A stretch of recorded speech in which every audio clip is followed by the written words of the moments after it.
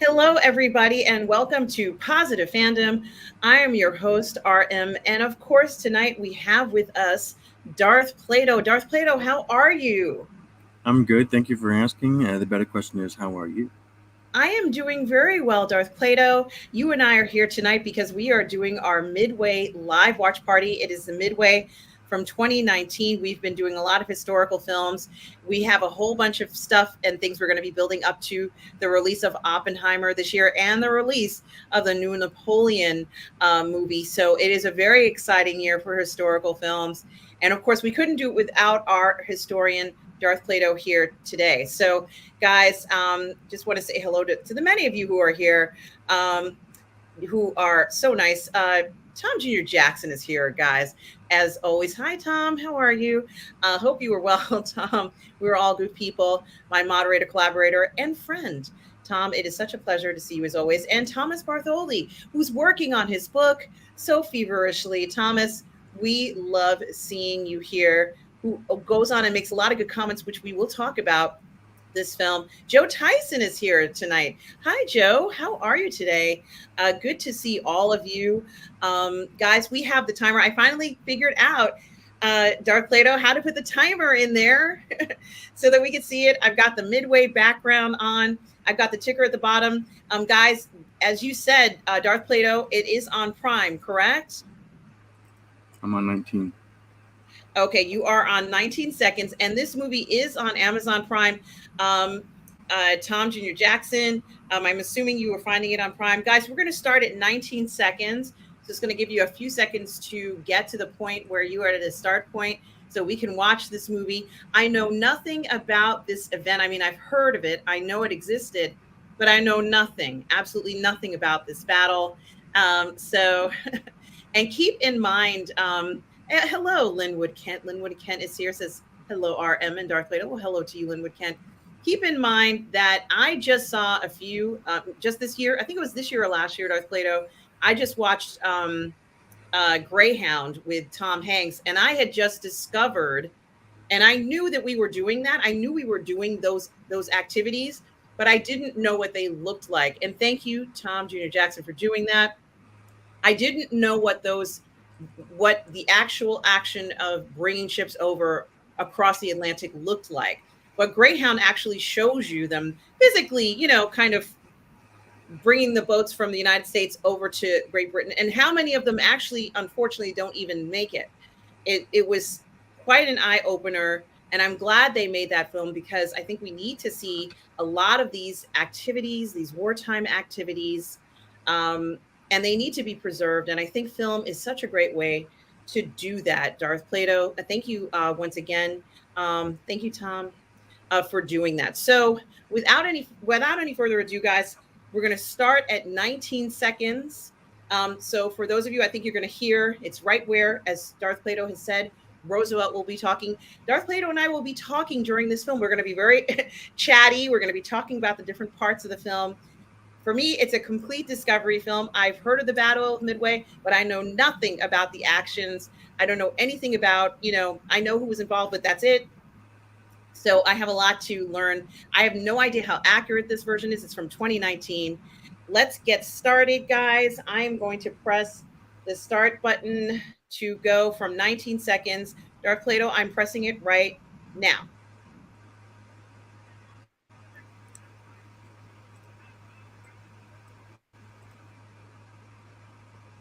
All right.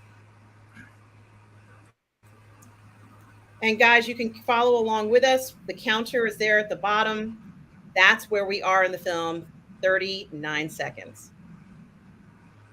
Just wanted to say hello to Tom Jr. Jackson and the rest of the chat. Thank you for coming.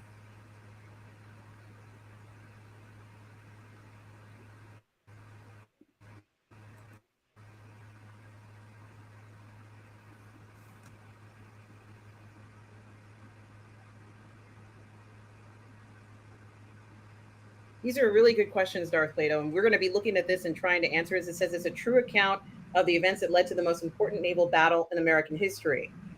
Now, I did not know that. I did not know this was the most important. Is it the most important naval battle? Is that true? certainly Darth American Plato. history, yes. In American history, that's for sure. Okay. Wow. I didn't know that. Didn't know that. So Darth Plato has some very important questions here in the chat about the overall artifice, okay, effects designs. Do they get in the way of telling the story? Another question that he asked and that he and I are going to be answering: does the dramatization of the film mean that the audience gains an understanding of the event or lose understanding? And the third question is: given two, I guess 1 and 2, is the audience better off seeing it? Has a very good measurement of whether or not this film was effective. Yeah, I think it's. I think the answer to that is yes. I think this is a good enough movie. But different people look at different things. I don't know anything about the history of aviation. People who are into aviation don't like this movie. Exactly.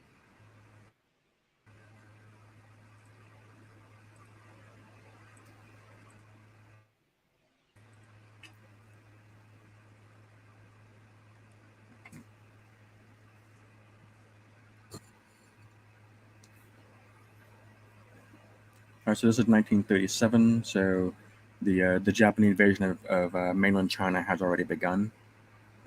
Okay. And what's going on here, Darth Plato? Do you know? It's look like that's Yamamoto there. He's hosting looks like Americans and British officials. I'm not sure what the occasion is. There were occasions like this, however.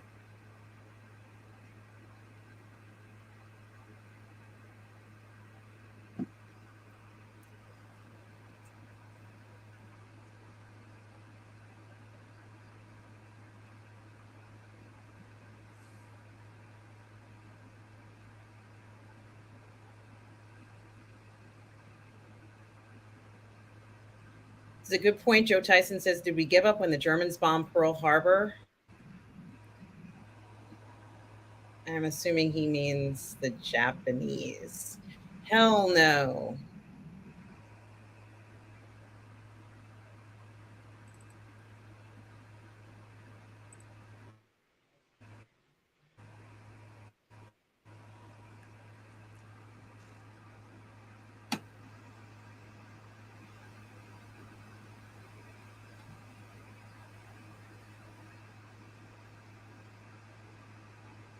That's true.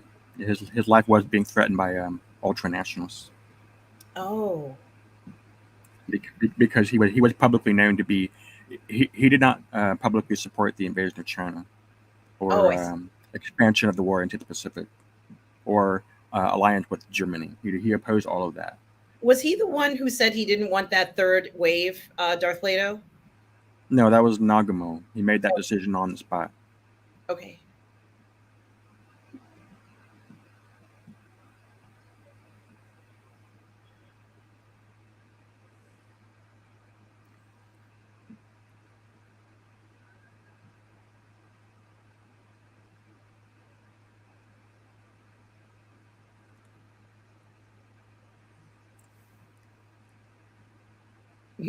Oh, thank you, Joe Tyson. I should have known it was a joke.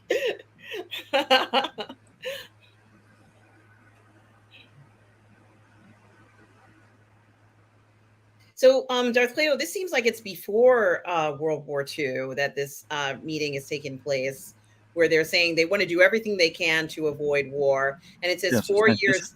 this is 1930. Yeah,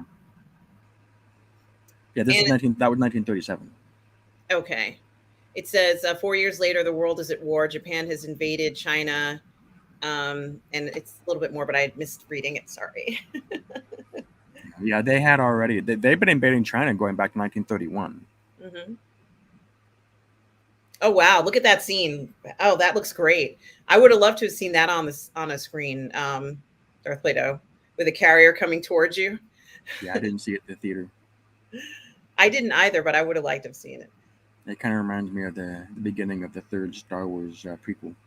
Yeah, yeah. December 7th, 1941, the USS Enterprise, Yep. 170 miles west of Pearl Harbor. Yep. Get Rob on the phone. The Enterprise is here.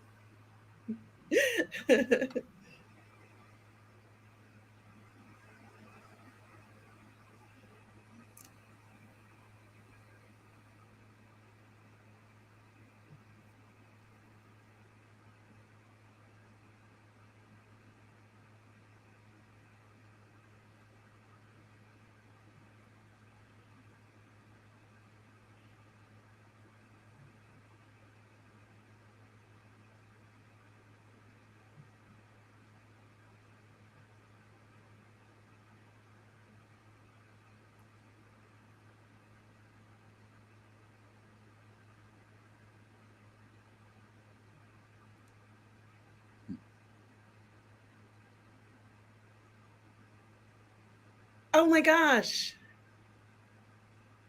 This is so scary. Yeah. Yeah, they're making him out to be kind of a daredevil, like kind of a Han Solo, kind of carefree guy. I don't know if he really acted like that.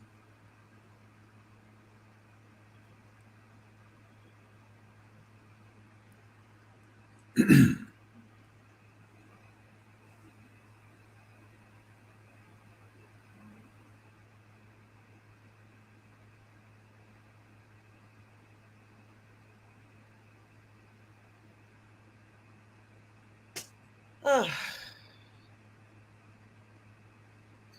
oh my goodness. Wow. Might be a little overly dramatic for this point in the movie.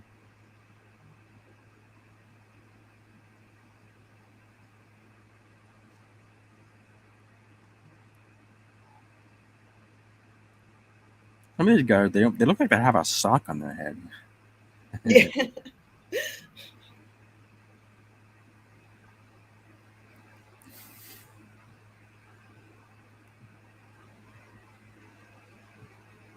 It looks like something from World War One, right? The headgear? I don't know. They didn't have cockpits in World War One. They definitely had goggles. Hmm.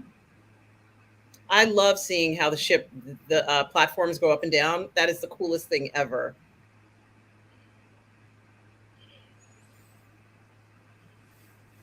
Yeah, so it's an elevator. Yeah.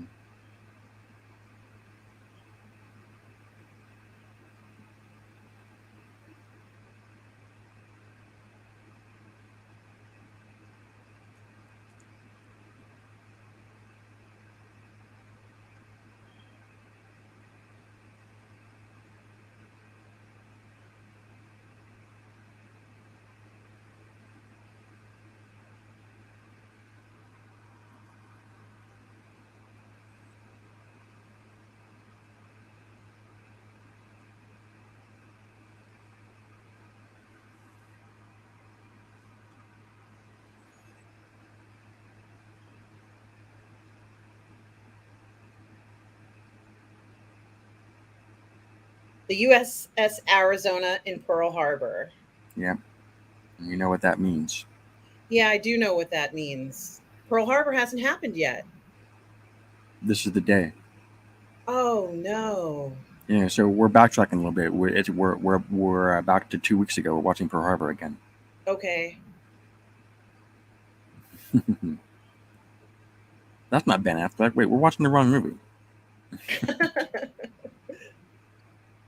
Oh gosh. Yep.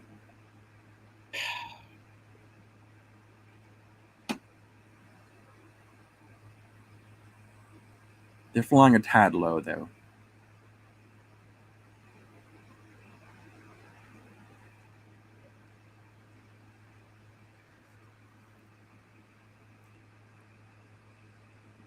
Well, Thomas Bartholdi says that the director of Independence Day did this film, and he's looking forward to this. Well, no crap Dutches in this movie.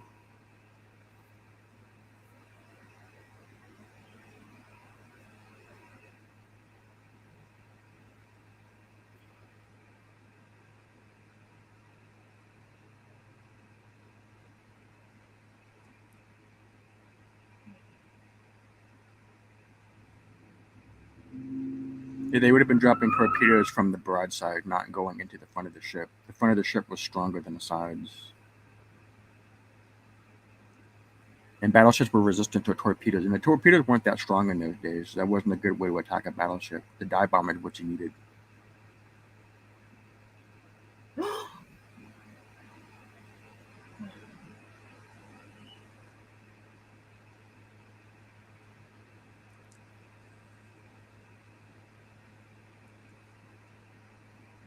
Yeah, I agree, Thomas, and I agree, Tom. It is a brilliant shot, and the film has such a great cast. Tom Jr. Jackson.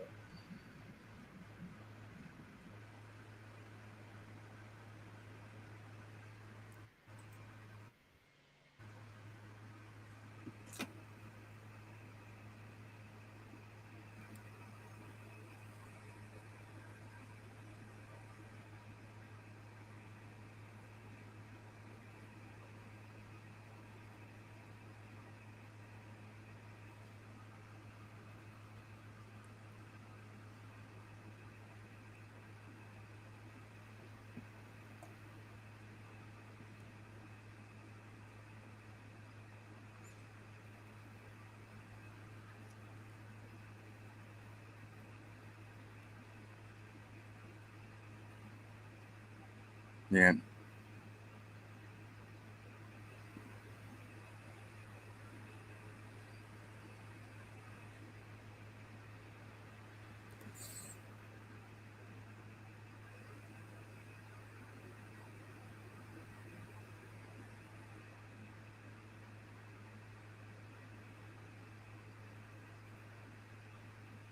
Oh, oh,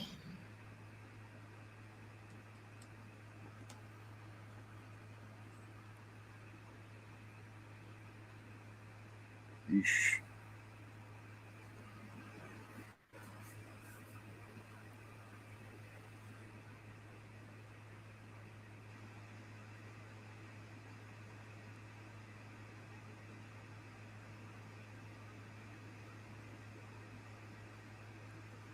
And just to repeat from last time, the reason why the Arizona's destruction was so catastrophic is because the crewmen were illegally storing munitions in the forecastle, the front part of the ship, and they weren't supposed to do that. hmm And the bomb struck the forecastle, and it detonated it caused a chain reaction that destroyed the Arizona. So half of the total casualties, half the total death toll of Pearl Harbor came from the Arizona alone. okay. Thank you, Darth Plato.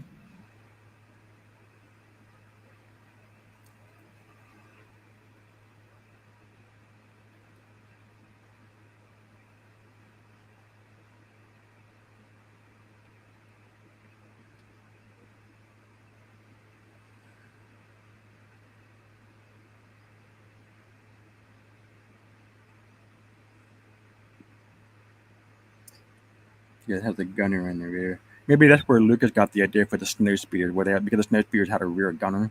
Yes.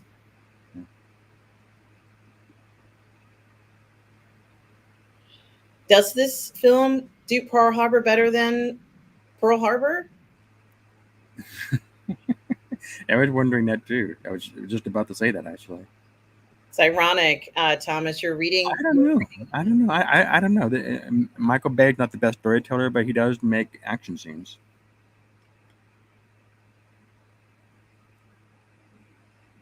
He might have.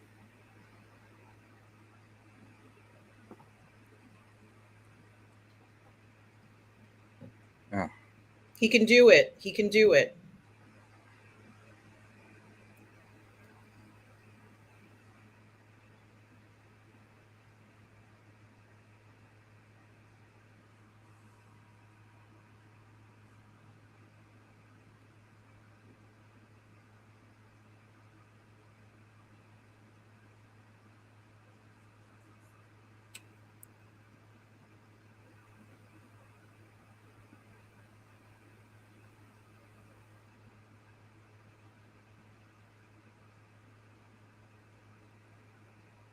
Oh,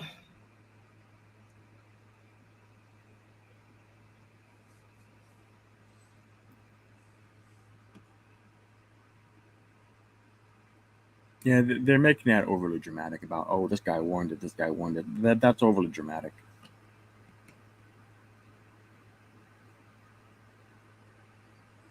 Oh, he's on fire. Yeah. Oh.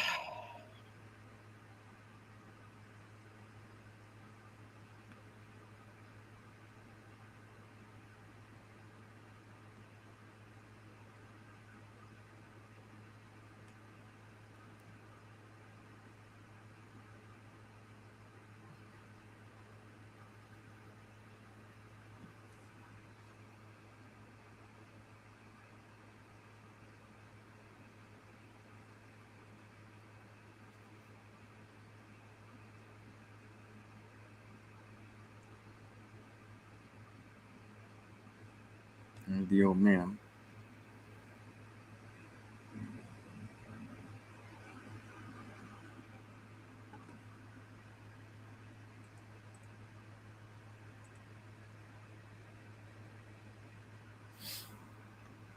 Hi.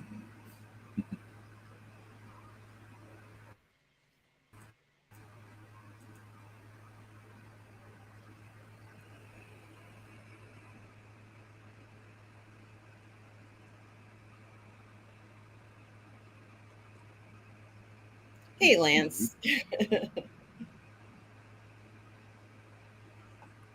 Oh, Lance is here. How you doing, Lance?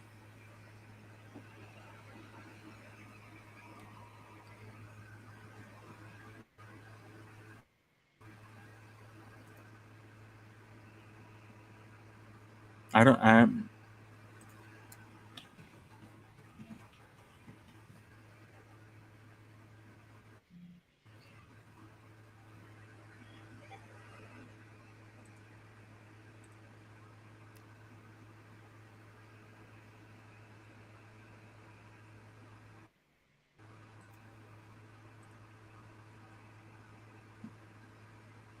I'm just thinking of trying how to do it with the layout. I don't know how to do it. um, let's see if I can open up another screen. 1855.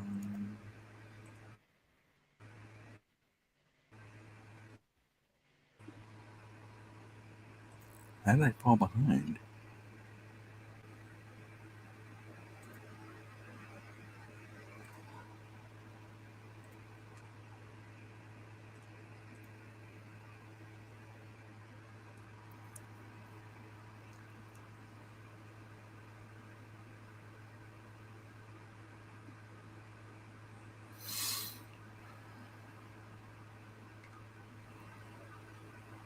Yeah, so when Enterprise launched the plane to search for the Japanese fleet, and they did not Mhm. find them. Oh,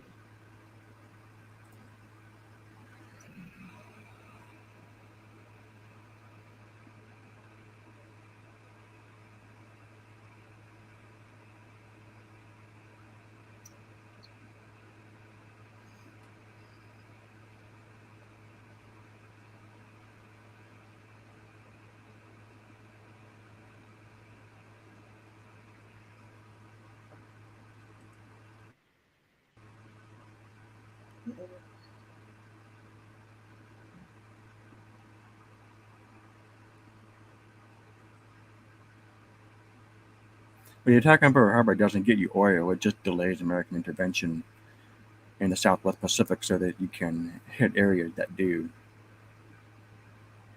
okay.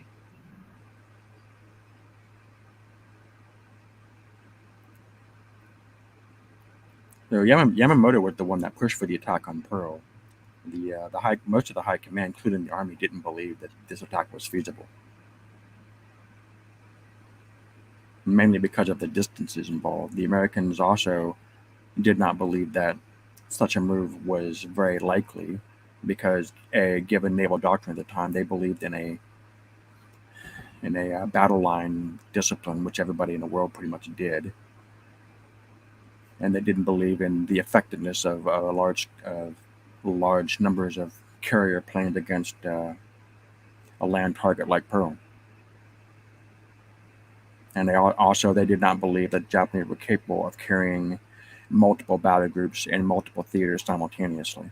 That was really the biggest sticking point for why they felt Pearl was not in danger, because they knew the Japanese were moving south into Malaya, Philippines, Singapore, and ergo, that was all they were going to be able to do. So that's really why Pearl was really geared up for guarding against sabotage rather than an attack from the Navy. I see. Okay, let me see if I did this correctly. For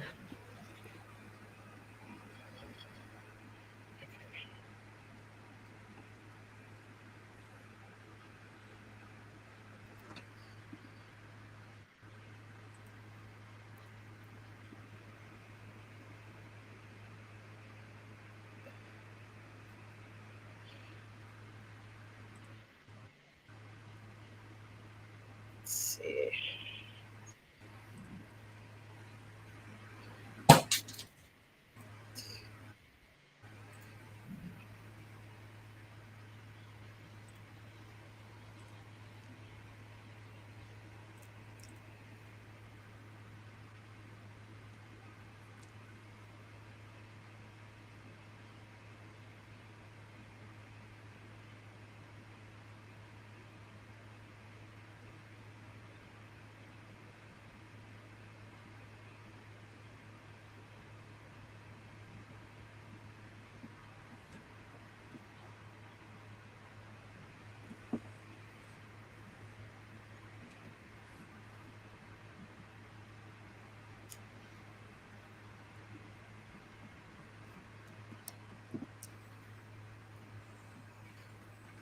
You see Elizabeth Beckinsale in there? Yes. Let's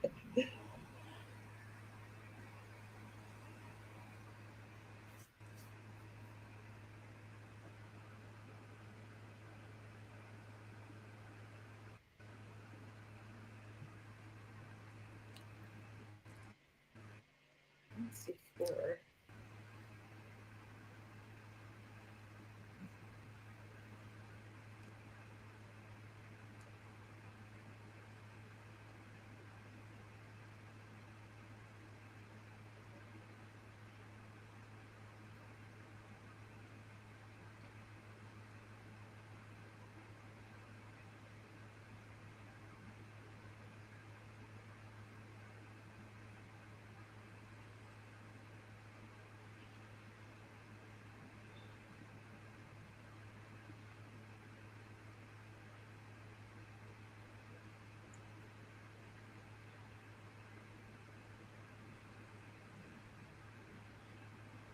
Oh man. Oh no. Oh.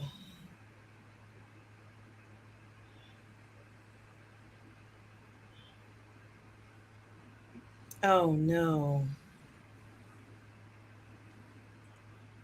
Oh no.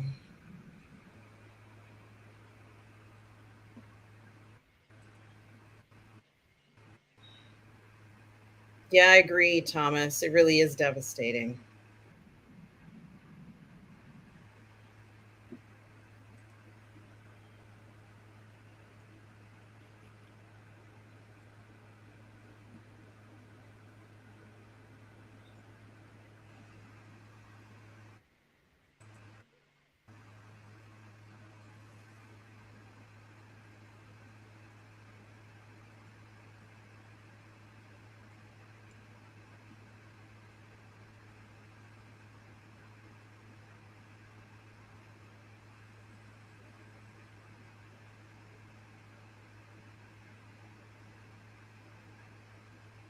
We have awakened a sleeping giant. Yeah, I mean, he did not say that. He said something similar to that, but I made it in the quote. I made it I quoted it similar in the chat early on.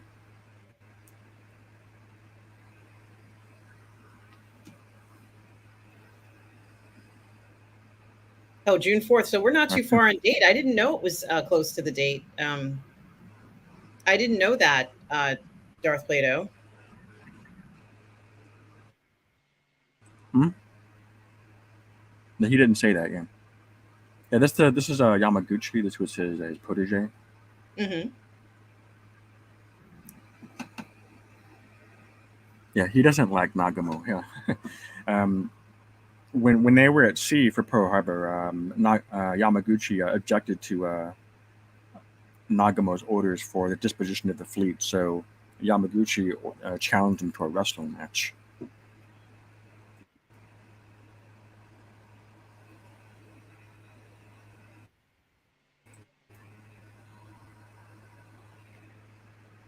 So when they're showing the dislike for Yamaguchi for Nagamo, that is actually very accurate.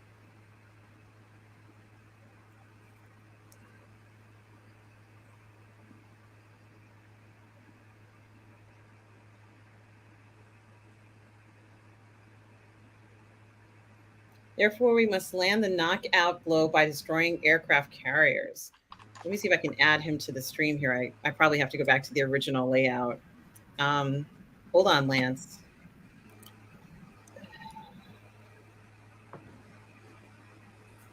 I'm guessing that's Admiral. Yeah. Let me see. To add everybody individually. Okay. I don't know how to make it smaller because I didn't. Oh, hello. Hey, Lance, how are you? I'm trying to get Midway up on my second computer so I can. Where are we at? 28 minutes in, so Yes. I can have it running at the same time. So I'll put it on mute. Yeah, good. Thanks for having me on. I actually really enjoyed this film. I went to see it on the biggest screen I could find. Wow. But you don't, oh, man. Now you've put me on the stream. You've got like a massive clock, and we're all tiny. Well, wait. I tried to add the fourth one, but I couldn't add it. Not while I'm streaming live on here. I have made another layout where the three of us could be there with the smaller size part, but I couldn't add the one where the custom layout. I didn't make it in enough time for the stream. So when you come to 31 minutes, it should be the scene in the bar where actually our British actor stands up on the bar and starts talking, which of course definitely happened in real life. Probably not, but he's the guy who was in the reboot of the Transporter films, which didn't do very well. I forget his name. And Thomas says he likes this whole setup leading to the bottle of Midway moments in the film. I didn't know Harrelson was in this. I like this movie. I just wish they'd started it further in with the story. I don't know what Darth Plato thinks about that, but I just felt there was a lot of unnecessary stuff that didn't need to be in the film, and we could have had a much longer movie about the Battle of Midway itself. Yeah, I think they could have cut out the part about Pearl Harbor itself. They could have just showed like some of the real actual footage and say this and some titles and just said, everybody knows what happened there. Yeah. However, the part about the Doolittle raid, I think that is important for the story. Yeah, I get that. That would have been a good place to start the film, actually. But then you also had there's also some stuff about the Battle of Solomon Islands and the Battle of Coral Sea. Yeah, the Coral Sea. They could either expand on that or cut it out altogether. Yeah, one or the other. The way they dealt with it in this movie is not good. It's just too short and it's a bit abstract. You don't really feel the. It doesn't add to the audience understanding of what happened. No. So I'm keeping the movie paused on my computer, just waiting for the clock to sync. I'm on 30:45. Yeah, I'm paused on 31:14. So. Yeah, I'm a little behind. All right, he's standing up. Yeah, there you go. So, and my version's got subtitles on it here, so I can see what people are saying as well with that. Yeah, I would say of the recent sort of epic historical pictures in the last 10 years, and I don't know that there's been that many, but this one is probably my favorite. Really? Yeah, I mean, I'm only going back to like 2015, let's say, but I did enjoy it. I thought it was a film with a lot of flaws, but I thought it was a film with a lot of positives as well. Yeah, I like I it. don't know. I like it better than Pearl. Well, yeah, I took 14 people to see Pearl Harbor, thinking it was going to be great, and I was quite embarrassed. I treated my cast to a play that we were doing. Yeah. It was a surprise. But the trailer was so good. I can't remember if I even saw the trailer. I just thought it was going to be a good movie because I saw I saw some making of thing, and it just looked, But yeah. Well, I thought Pearl Harbor was a chick flick in the beginning, and it felt like a different movie at different parts of the film. So I would really like to see somebody edit all the action footage from Pearl Harbor into Tora Tora Tora and blend it all together and regrade the film so it looks seamless. That would be a really cool edit to see. Do you know where these scenes were shot, Darth, with the stuff? Is any of that actually shot in Hawaii? Do you know? Oh, I don't know, honestly. I think they were. Pearl was. Let me have a quick look. So, I mean, it doesn't all look like blue screen, does it, or green screen? That's actually a good likeness for Admiral Nimitz. Yeah, I thought so. I thought Woody Harrelson was really good in this movie. And Patrick Wilson. One of his more memorable performances. Let's have a look. He's BS about that. That's just a whole silly angle that they're pushing her. Morale's at an all-time low. Is that they're talking about now, or? Yes. Part about the intelligence leading up to Pearl. Right. Is this period a sort of favorite subject of yours, Darth? Not really. World War II is not really my thing. I'm more of a 18th century guy. Oh, well, World War II's, if a World War II movie comes out, I'm there on the first day. Oh, yeah. I've got a whole heap of tanks and things behind me in this cabinet, and there's a load more in this one. I mean, I'm not a big aviation guy, but I used to have a Midway war game that I used to play with my. Oh, I remember that. Yeah. February 1st, 1942, Marshall Islands. Oh yeah, that's a good example of good use of CGI. That shot. I actually thought that the CG work in this film, on the whole, Pearl Harbor sequence aside, is pretty good.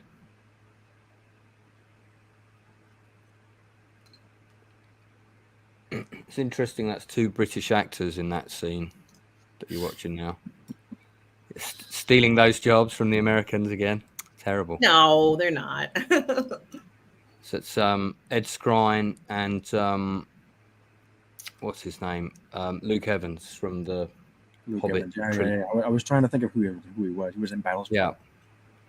I have to say, I do like Luke Evans as an actor. This is the first time I liked Ed Skrein, actually. I'd seen him in a couple of other things, thought he was okay, but he really sold me in this. Who's calling me now? Okay. The Marshalls, I believe, were atolls. They shouldn't have high mountains like that. Mm-hmm.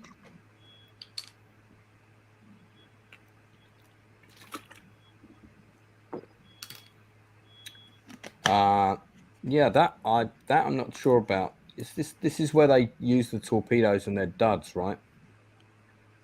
They don't work, I think. That's awful. Yeah, there was a whole batch of torpedoes. Their weapons weren't very good.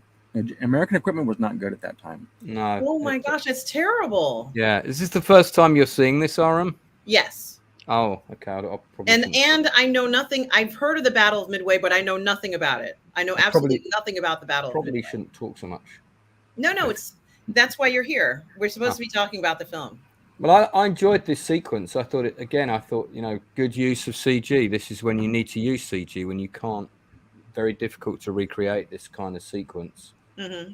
And I think it looks decent. You know it's CG, but it's believable CG. That shot there, for example, that's taken from an iconic photograph with the planes just before they turned. That is actually a photo. Yeah. So I like the fact that they replicated that. Yeah, tactically, what they're doing is smart though, because you have to have fighter cover to protect the carriers. One of the young actors in this, by the way, you will not recognise him. In fact, there he was. I think he's in the back seat of one of those planes. He plays David Koresh in the new drama about Waco, the one that's set after with the court case, and he plays Koresh in the flashbacks. You would not recognise this guy. He's amazing. And I never would have thought he was an actor of going to be an actor of that caliber so quickly in a couple of years. But yeah, wow. I did not recognize him at all. I just noticed that purely by chance. Do you own the physical media of this film, Lance? Is the Pope a Catholic? Are there special features in the physical media? Let me grab it. I'll tell you. Okay. I need to put him on the spot to get it. But yeah, that doesn't look like the Marshalls to me. I don't know what the Marshall Islands look like, so I'm not familiar with them.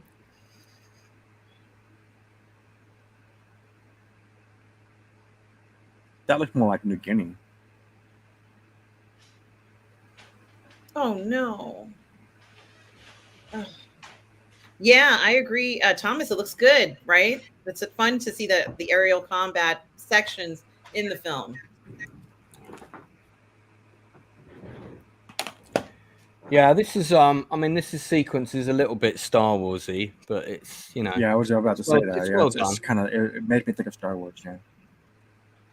I'm gonna have a quick look actually at the Marshall Islands on Michael Google and see exactly what they are like. They're atolls. Yeah, they are a series of atolls.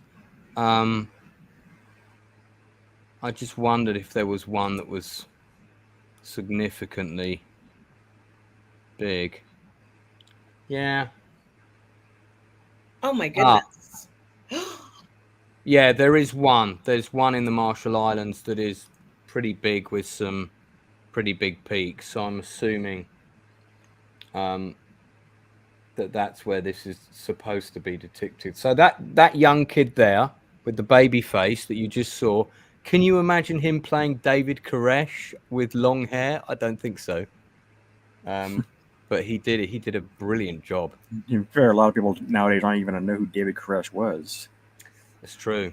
It's a really good drama. I strongly recommend that. It's I forget the name. It's something like Waco: The Aftermath. I remember when it happened. I was sitting in McDonald's when there was a TV on and inside the restaurant. And that's when the fire broke out. It's a very interesting drama. It's told from all sides. They did a series on the attack already, and that was 5 episodes. And this is like a sequel to that, but it's about the court case that followed a few years later. And there's flashbacks to when Koresh first came there and took it over. Anyway, I'm sidetracking, so let's not do that. I agree, Thomas Bartholdi. I didn't know that Dennis Quaid was in this either. They do have a great cast. Quaid is great in this. He's really good. He's fun. He's fun in this. This is another good sequence because you do get a sense of, when they turn the carrier like that and you see the bombs just missing by a few feet, it really gives you that sense of how close these things can be. Well, they started off the film with that incredibly dramatic first scene of the carrier, as I was telling Darth PLATO, coming towards you, and I really liked that approach. Yeah, that's a good shot. Yeah. I'll pop the link for this YouTube for the YouTube link for this, and I've closed that window now. I've lost it. What do you need, Lance? Just the link for. I want to share this for you on my social media. The link for this stream. Oh, sure. So I'll just give it a quick Okay, plug, but give me a I've second lost and it. I'll pull it I've up. lost it. Sure. Give me a sec. Oh yeah, that's a pretty cool sequence. Now that really happened. That guy really did do that.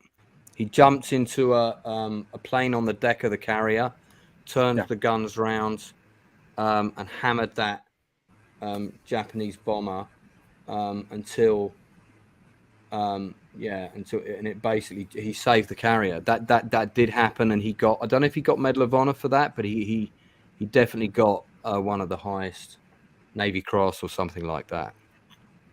So yeah, that did happen. Apparently that's pretty accurate.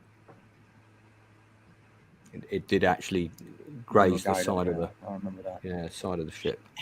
Tom Junior Jackson, is this Joe Jonas? This must be him. I think it is. Looks like one of the Jonas Brothers. Yeah, I didn't he's know. Good. You know what? He's good. He's good in this. Thanks, Tom. Great. Yeah, thanks for that. I'll grab that. Hey, I'm on the Burnettwork now.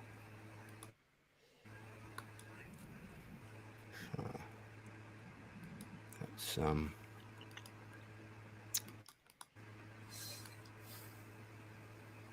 yeah, okay. Just need to mute that. Let's do that. Yeah, I'll get into the Blu-ray special features in a second. Yeah. Just let me post this for you a couple of places. Well, I just think it's great that there are any special features at all.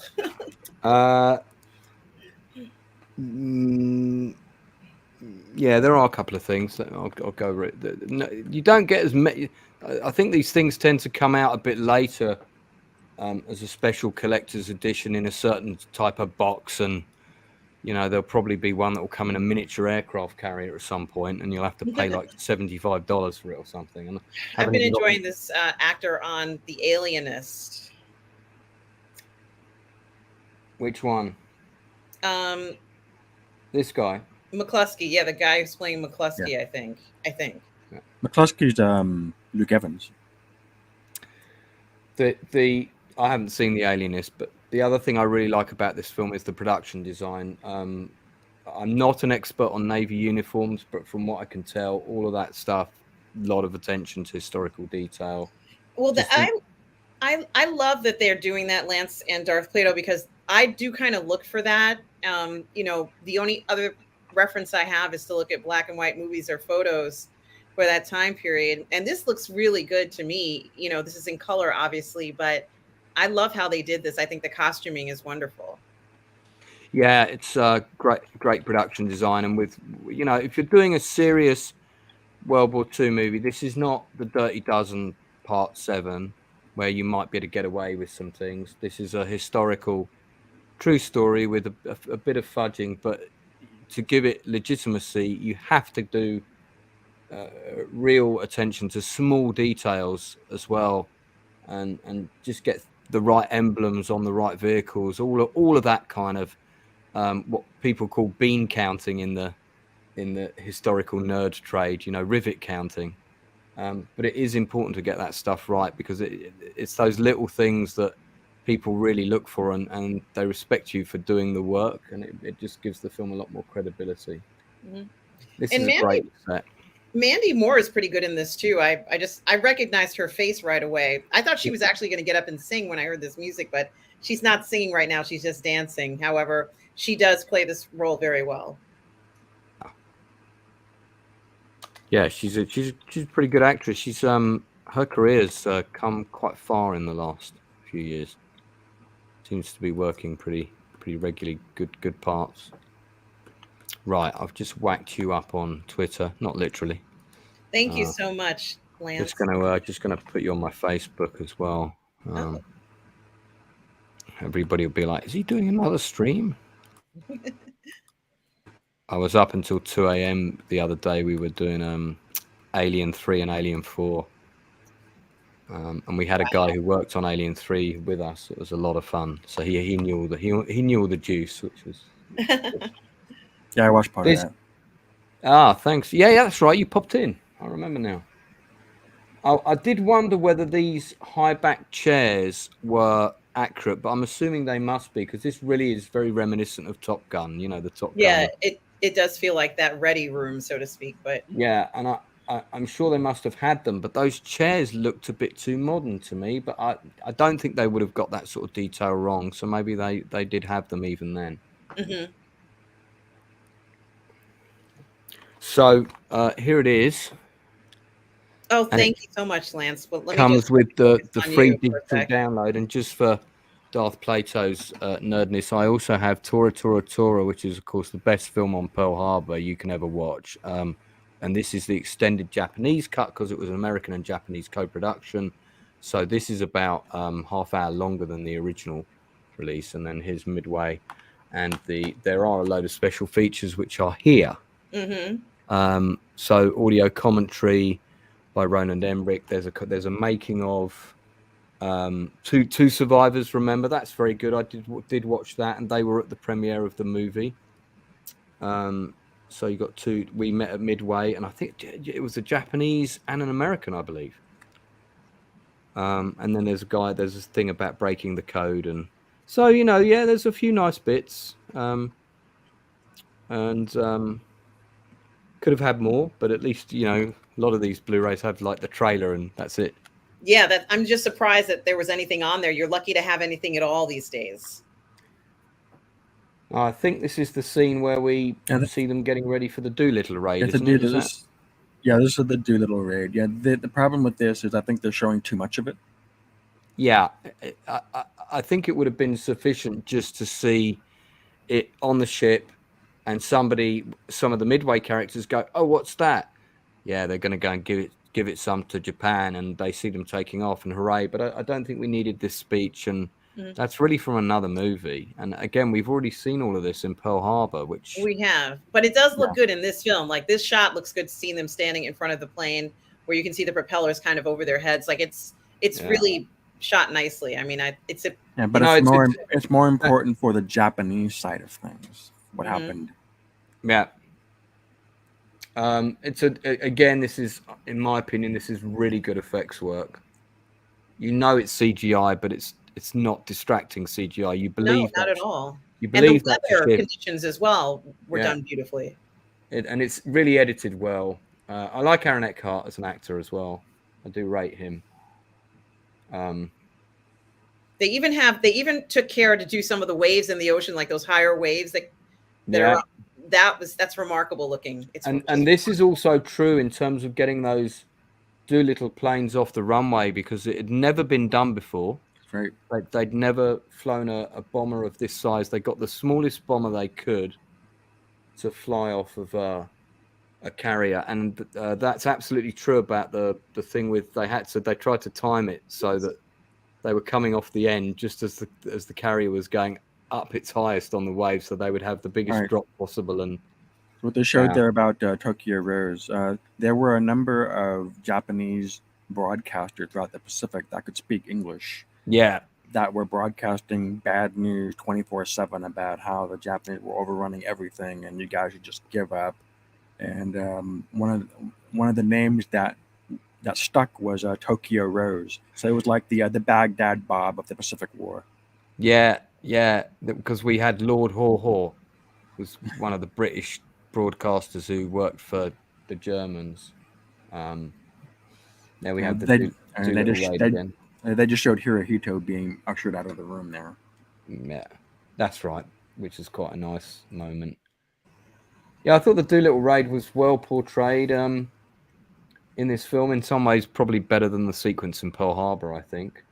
Of course, the technology's, almost, is it 2 decades apart? I think Pearl Harbor was, 2001? Yes, yeah. I thought it was 2000. You may be right. Was it? I think it was released in the UK in 2001. You guys probably got it before us, because back then there'd often be a 6-month gap sometimes even a year between a UK and American release. Okay. Yeah. So the significance of the Doolittle raid for the Japanese was the government did not want to see a repeat of this event, and so they ordered a significant portion of Japanese forces to fall back to protect the home islands. Now Yamamoto saw that as an absolute disaster, that we need to stay on the offensive, and so he proposed an offensive action instead, which he was going to do that anyway. He threatened to resign if he didn't get it.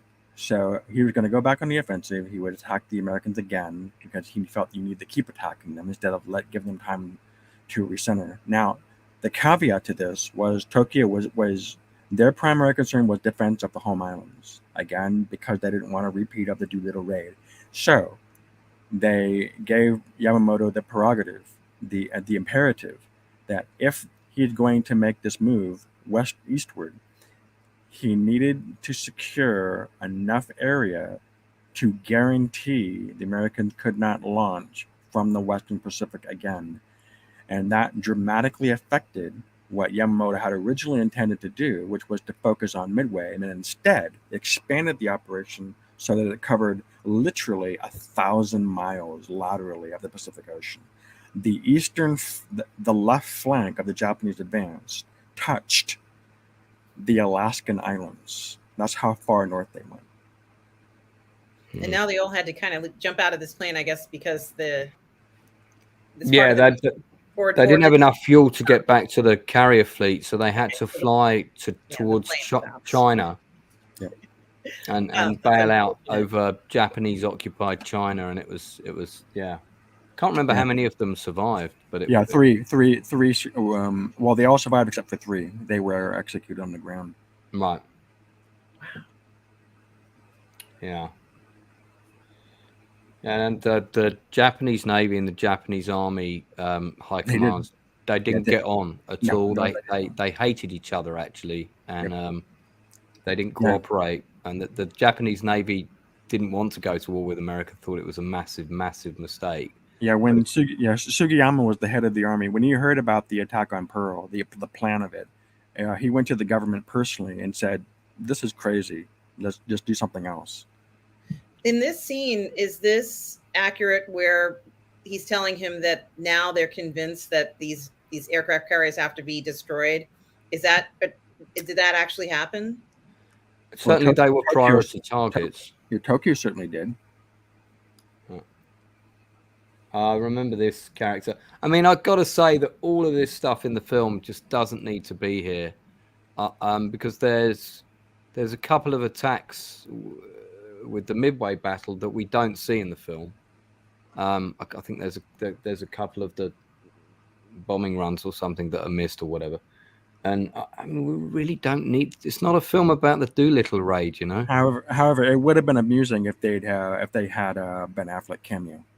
Well, I mean, for what they're trying to show, and for depicting it as the way it would have looked if they had to include the Doolittle raid, are you satisfied with the way it came out from a cinematic? No, I mean, I like these scenes. All of this is very well filmed. It's nicely acted. It's a little bit patronizing, I think. So this kind of the tone of these scenes is a little bit patronizing, but not sure that the handshakes came out quite as quick as right. Of course, you know what I mean. There were differences were definitely there. Yeah, there was a long history of Americans serving in China. There were American pilots in China as early as 1935. Right. Well, that's interesting. I'm not a big aviation guy, so I did not know that. That sounds good. I'm learning things every day on here. So this is now we kind of go as a segue into Coral Sea, and I think where is that? That's sort of the next battle that takes place while the American and the Japanese fleets are trying to find each other. The Coral Sea. The Coral Sea is east of New Guinea. It's northeast of Australia, Queensland. It's a shame I haven't got my war game map to hand. No, it's not. It's fine. I just I have got one somewhere, but I think my Pacific game is probably in the shed because the map is so big. I just never played it. you know, I mean, a lot of this is just trying to look at what they've created in this film. Sure. And Darth Plato has 3 questions, Lance, in the beginning of the chat, where he asks some important questions about, is the execution of the film, you know, good enough? Does it, or does certain things get in the way of the viewer understanding what's actually happening? And a lot of things like that. So, so it is very interesting to see how the final outcome of these films really looks. I love this. This looks incredible. I'm looking at the 3 questions now. Maybe I should come back to them at the end of the movie. Yes, you can, and you That's or you probably can talk about it whenever you like. But yes, that's probably a better thing to do, because we'll go down a major rabbit hole now if we. Mm-hmm. I mean, this stuff's all fine, but I just To be fair, when Sorry, Darth, go on. Yeah, to be fair, when I say Americans were in China during 1935, I mean in an advisory role. Yeah, no, sure. At least that didn't turn into a sort of Vietnam situation, which is a good thing. Vietnam. They were in Vietnam really early. They like 1955, I think. Have you guys ever seen? Well, I'm sure our probably hasn't. There's a really powerful, amazing film about the ransacking of Nanking, which the Japanese army, when they moved into China, they attacked the city and they almost razed it to the ground. And so here this is basically all you're going to get at Coral Sea. This shot here now. Yes, I'm guessing that's supposed to be the Lexington, because That's the Lexington. So the Battle of Coral Sea was kind of considered to be a draw. The Japanese, I think they lost a carrier. The Americans lost a carrier. So it was a bit inconclusive for each side. So, okay, and that's not the actual Midway battle. No, and again, my thoughts are, if you're going to start the film with a battle, but you need to set up the consequence of Pearl Harbor. Listen, you know me, I'm a script writer. I'm quite critical about these things. I would have gone opening titles. It's the, you know, whatever it is, the 3rd, 4th year of World War II. The war in the Pacific is going against the Americans. X number of ships were destroyed at Pearl Harbor. Titles, footage of Pearl Harbor. That's true. And then I would have gone, and then I would have started the film with the Battle of Coral Sea. That would have been my opening action scene, because that is right before Midway, effectively. I mostly agree, except I don't think the Coral Sea was tactically a draw. I think it was a Japanese victory. Yeah, no, I think they inflicted the higher casualties, and it was worse for the Americans to lose that carrier as well. But strategically, it was worse for the Japanese, because that was 2 less carriers, because they suffered battle damage, and the Japanese chose to pull them back instead of trying to rush to repair them, and that's 2 less carriers that were available from Midway. It's interesting to think, what if the Yorktown had not made it in time for Midway, which is a big thing. Have you seen the original 76 movie? Oh, this is a good scene. Yes, I have. It's on Turner Classics a lot. That and Tora, and all the 19, I guess, movies from the last century were on there. So and they repeat them often. So yes. I really like this scene. I can't vouch for its accuracy, but Darth Plato's right. It's a great scene. Accurate. Yes, it's this really shows the rigidity of Japanese planning and the inability to think outside the box and to speak up to authority. So what this guy's trying to say is that this is a bad plan. It doesn't work. I've proven it, but they do it anyway. And part of it's because of the prerogative that's come down from Tokyo. They have to advance on this wide front. And they will not, and they've taken into account that Yorktown has been sunk at Coral Sea, which it has not, and they will not consider any other avenue of attack. Or at least Nagamo certainly does not, but we'll get to that. I liked the attention to detail on the board with the the Japanese counters that represented the ships and stuff like that. Really, great little niggly stuff that's all done correctly and looks really good. Alright, now- always good. Also, when they were showing the scene on the Japanese, now the scene that we're seeing now, where Nimitz is going to go visit the intelligence people, contrasts what we just saw from the Japanese. These scenes are meant to be put together, and they do it really well. Yeah, and this is, you've got this actor, isn't this the actor who's kind of like in his pajamas the whole time and sleeps in the office? He's the one of the intelligence officers. Isn't that coming up now? I seem to recall that was here. Yeah, this is it. It's that wonderful character actor that plays him. I forget his name. Another, yeah, this place is really laid back. It's the exact opposite of what the Japanese did. So they had autonomy. So they pretty much could just work on their own. They had a lot of room for relaxation. I mean, literally, that the formality was dialed down all the way. Well, yeah, we haven't quite got to it yet, but we're getting there. There, yeah. You're wearing slippers. Yeah, this is the kind of the chief, the up there intelligence officer. Is he sleeping there? Is he staying there? Is yeah, that basically. Okay. He's got like, you can see his made up bed in the background if you look. See the sheet behind there? Yeah. Maybe he has to in order to focus. Well, he's a workaholic, and he's he's trying to crack the code. And these are the the code breakers were kind of out there people. Same with the British code breakers, which of course have been portrayed in other movies. I'm trying to remember the name of this actor because I really like this actor, but I can't see him on the cast list. By the way, did you spot Mark Rolston in the film earlier? I think he appeared earlier. He's Drake from Aliens. Plays one of the officers, I think, right near the beginning, if I remember rightly. I think that actor might be Jeffrey Blake. Let me just have a quick check. He was in Guardians of the Galaxy, the first film. Oh, that's not Jeffrey Blake. My apologies.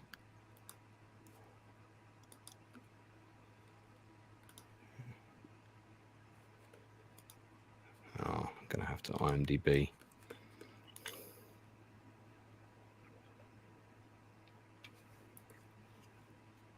And this is all, well,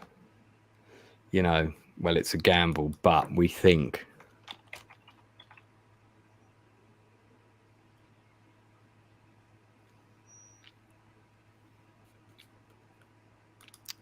And of course, the other thing about when the battle took place was one of Hollywood's up-and-coming film directors just happened to be on Midway with his film crew making a documentary about what the life was like for soldiers in the Pacific when the Japanese attack came in.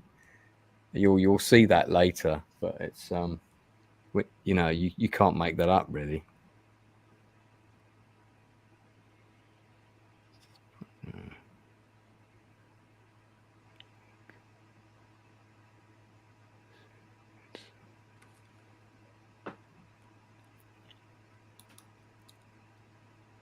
I think that silver hair quite suits I think it looks great, and it's nice to see him in a serious role. I prefer it this way.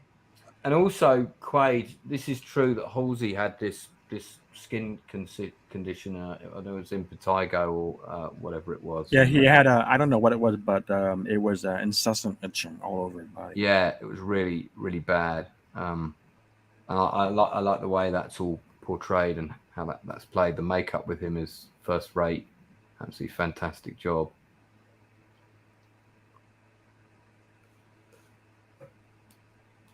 The name of this actor still eludes me. Maybe somebody in chat will chip in. We got Tom Jr. Jackson in, of course.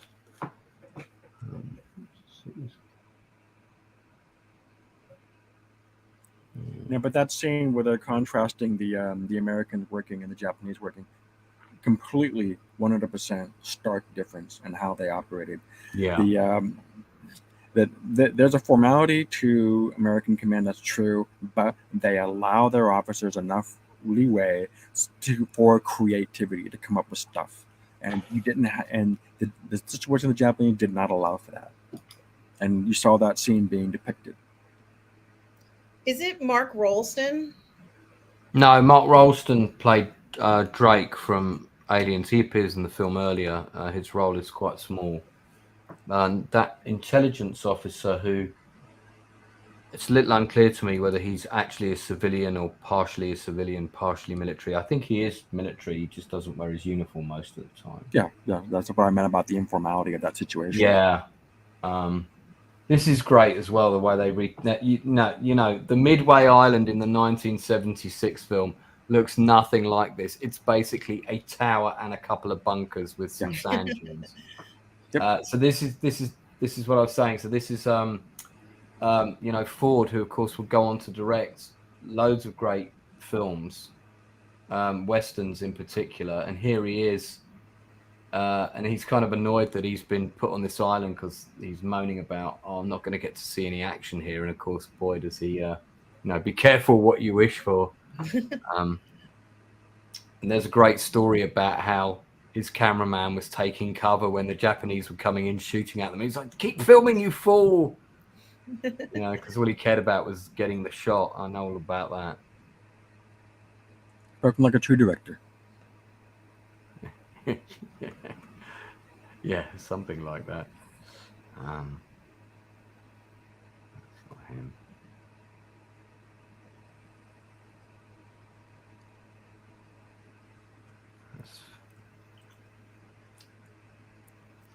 Anyway, the flight leader, Monsieur Mishida, who led the attack on Pearl Harbor and Midway, believes that one of the compelling reasons for why the Japanese ultimately lost Midway and indeed the war was just the national character and was just so different.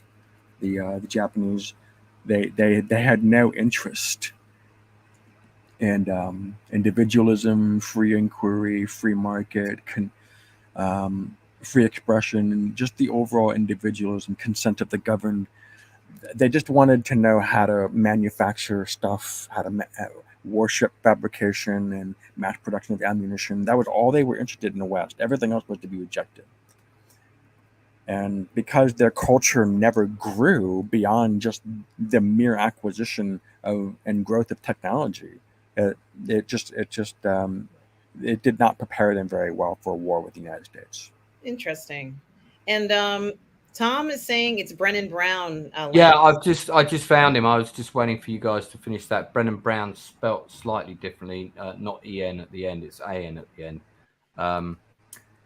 Yeah, he's a jobbing character actor who used to turn up in a lot of commercials, actually. It's where he cut his teeth. And he's actually older than me, which makes me feel slightly better. Well, I'll leave it to Tom to dig that up.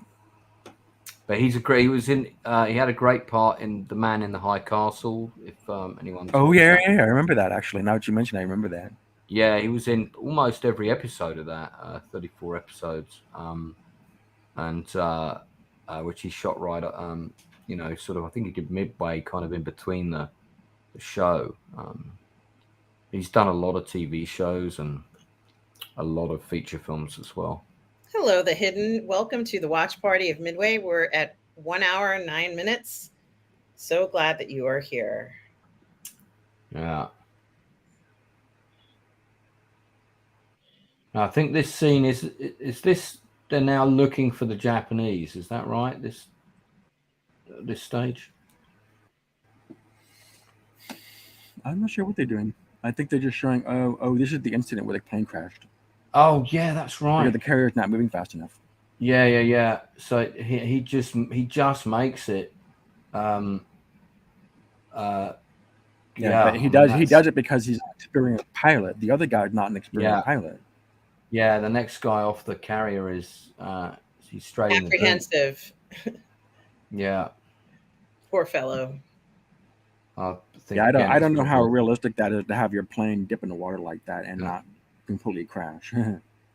Yeah, that's I'm sure this probably happened as well. Yeah, this is gonna go right down. Boom.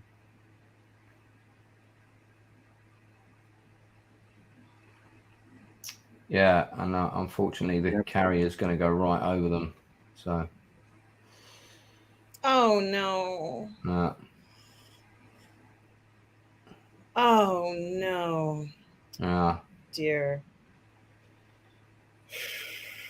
Yeah, you wouldn't have much chance of surviving that, you know, even if you were an Olympian swimmer. That's a great shot. Yep. With, Just to mention the aircraft carriers in those days. Believe it or not, they actually had the decks were actually made of wood. That's right. Yeah. Except for the British carriers, they actually had half a brain about it. Yeah, and the Japanese carriers were nice enough to paint a big red target on their decks because they had the rising sun on there. They always painted it on the decks of which of course gave a great target for the bombers. Oh yeah, Halsey's about to get pulled here. Yeah, because of his health conditions. So the American fleet has now gone back to Pearl. So this is kind of still pre-Midway really, and then I think they refuel and rearm and go out again. Yeah, I always thought Navy uniforms were better than Army uniforms. Did they really take him out of the action because of this? Yes. Yeah. This really happened. It's a good scene actually as well between the two actors. I like that scene. I might actually show a clip of Midway at my movie quiz coming up in a few weeks. Yeah. Halsey was sent to the hospital. Yeah. Now so the overall OTC, the officer in tactical command for Midway, was actually Admiral Fletcher, but for whatever reason, Fletcher is not mentioned in the movie at all. That's interesting. I wonder why that is. I don't know. Yeah, I wonder why that is. Spruance, however, is. Now, it's interesting because during the battle, the Yorktown took fire, so Fletcher had to evacuate Yorktown, and when you do so, you're yielding your OTC to another officer, which in this case would have been Admiral Spruance, which is interesting. It's exactly the same thing as the con on a ship. Somebody has to have the con. So when the captain leaves, the con goes to somebody else. Somebody has to have it all the time. It's exactly the same thing in a tactical situation that they call it OTC. Yeah, so, Spruance is played by Jake Weber.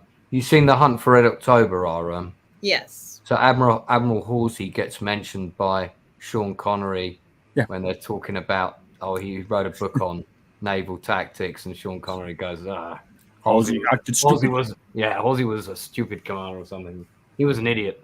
Yeah, that's quite a funny scene. Yeah, what he said was, I've read this book. Halsey acted stupidly. Yeah, that's it. The conclusions were all wrong, Ryan. Yeah. Yeah.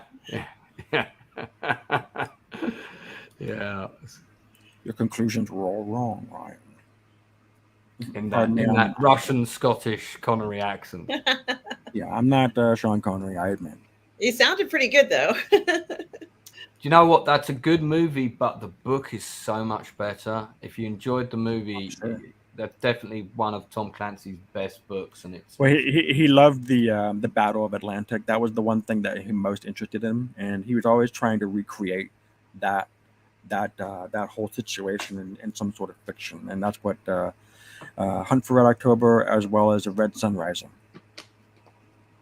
So this scene is kind of the sort of summary of the American battle plan, if I remember rightly. Right. Now, they're trying to simplify a complicated situation by just giving Spruance command outright. So he just mentioned Spruance's name, but this is actually more complicated than that. So it should have been Fletcher.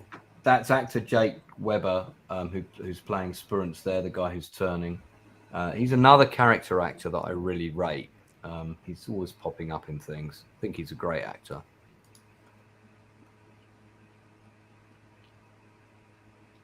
Ooh, that sounds terrible. Some medical detail there. Yeah. It's like, ouch. Yeah, I've had shingles across my chest, and let me tell you, it is not very pleasant. And I had a scar from it. It's gone now, but it took about 10 years to heal that scar. And the Hidden says, so this is what Darth Plato looks like in person. I thought Darth Plato would be taller. He is tall. It's just the low Hey, camera angle. I'm sitting down. Yeah, he's 7 feet tall, you know. So. And Tom Bartilli says, I love The Hunt for Red October. Yeah, it's a good movie, but if you haven't read the book, I highly recommend reading the book. Oh. Now that really happened. I think there's footage of a plane crashing in the 76. I've seen that footage. It's a and famous. That's real footage that they used in the 76 movie. Yeah, Jake Webber was on the TV show Medium. Yeah, thanks for that, Tom. I've seen him in quite a few feature film roles as well. And he's also an actor with a bit of theatre background. He's done a lot of like Law and Order and NYPD Blue and that kind of thing.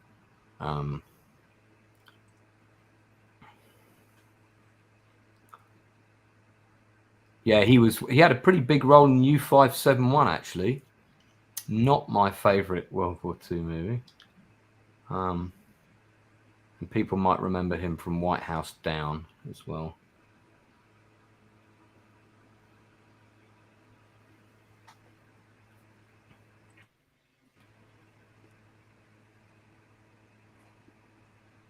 Am I right in thinking the guy that Ed Skrein played was still alive when this movie was made? I don't know. I might be wrong about that, but I have a feeling he was. Let me just double check, because I just remember him. Yeah, Dick Best. That's right. Oh no, Best, okay, no, he wasn't. He wasn't. And Tom Jr. Jackson says he has the audiobook, and I'm assuming it's The Hunt for Red October. Yeah, that'd be great. Be even funnier if Sean Connery recorded it. Isn't that interesting? Dick Best's middle name was also Halsey. He passed away in 2001, so he would have been. Maybe it was a relative of his or something that was commenting about the film and saying they thought the portrayal of him was good. I just remember seeing that somewhere. Yeah, so Halsey and Nimitz were one of only 4 U.S. servicemen that actually were promoted to 5-star admiral.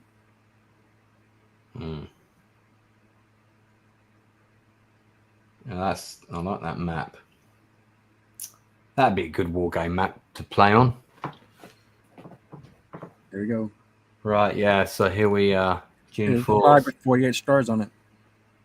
It's all. I hope they got that flag right. So this is the first day of the battle. Okay, thank you. And you've basically got squadrons based on Midway, so they're all taking off now, and then you've got squadrons based on the two fleets with the Harriers, the aircraft carriers. Yeah. Just to be clear, the American planes and torpedoes were very obsolete to what the Japanese were using. Yeah. Now, part of the reason why that is because Yamamoto was a major player in the Royal Navy, Japanese Navy, going back to the early 1930s. He was a strong believer in naval aviation, and so he was there to really push the stuff and get a good plane, get some good torpedoes. So that's why the Japanese really pushed for the cutting edge on that. But on the American side, and in most other places in the world, that nobody in Europe was thinking naval aviation. The British thought of carriers only as scouting vessels. Nobody else really gave any thought to this in Europe. In America, it was a really mixed bag. The naval doctrine far and away was the engagement of the battle line, the line of battleships and closing and just broadsiding each other. That's been since naval warfare since the 1700s.